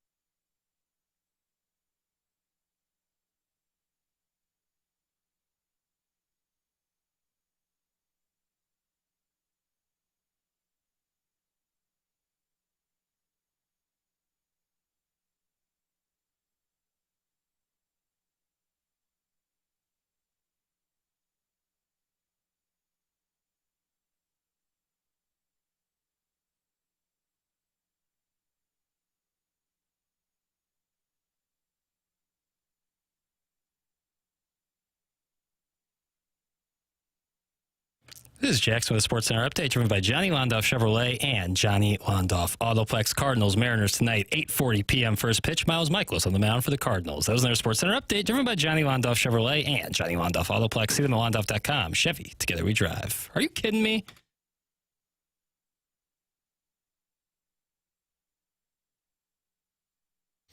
Our winner, Buck Swamp, gets contest prizes to 2 tickets to Blues and Brews next Friday, September 19th, at the Anheuser-Busch Brewery. Get fired up for the blues season at this outdoor street party featuring live music from the band Perry, plus appearances by blues players, alumni, food trucks, onstage festivities hosted by Chris Kerber and Joey Vitale, and more. Tickets on sale now for Blues and Brews, presented by Bud Light, 101 ESPN, 92.3 WIL, and Scott Lee Heating Company. Find all the details at 101ESPN.com. BK and Ferrario next. This has been TMA on 101 ESPN.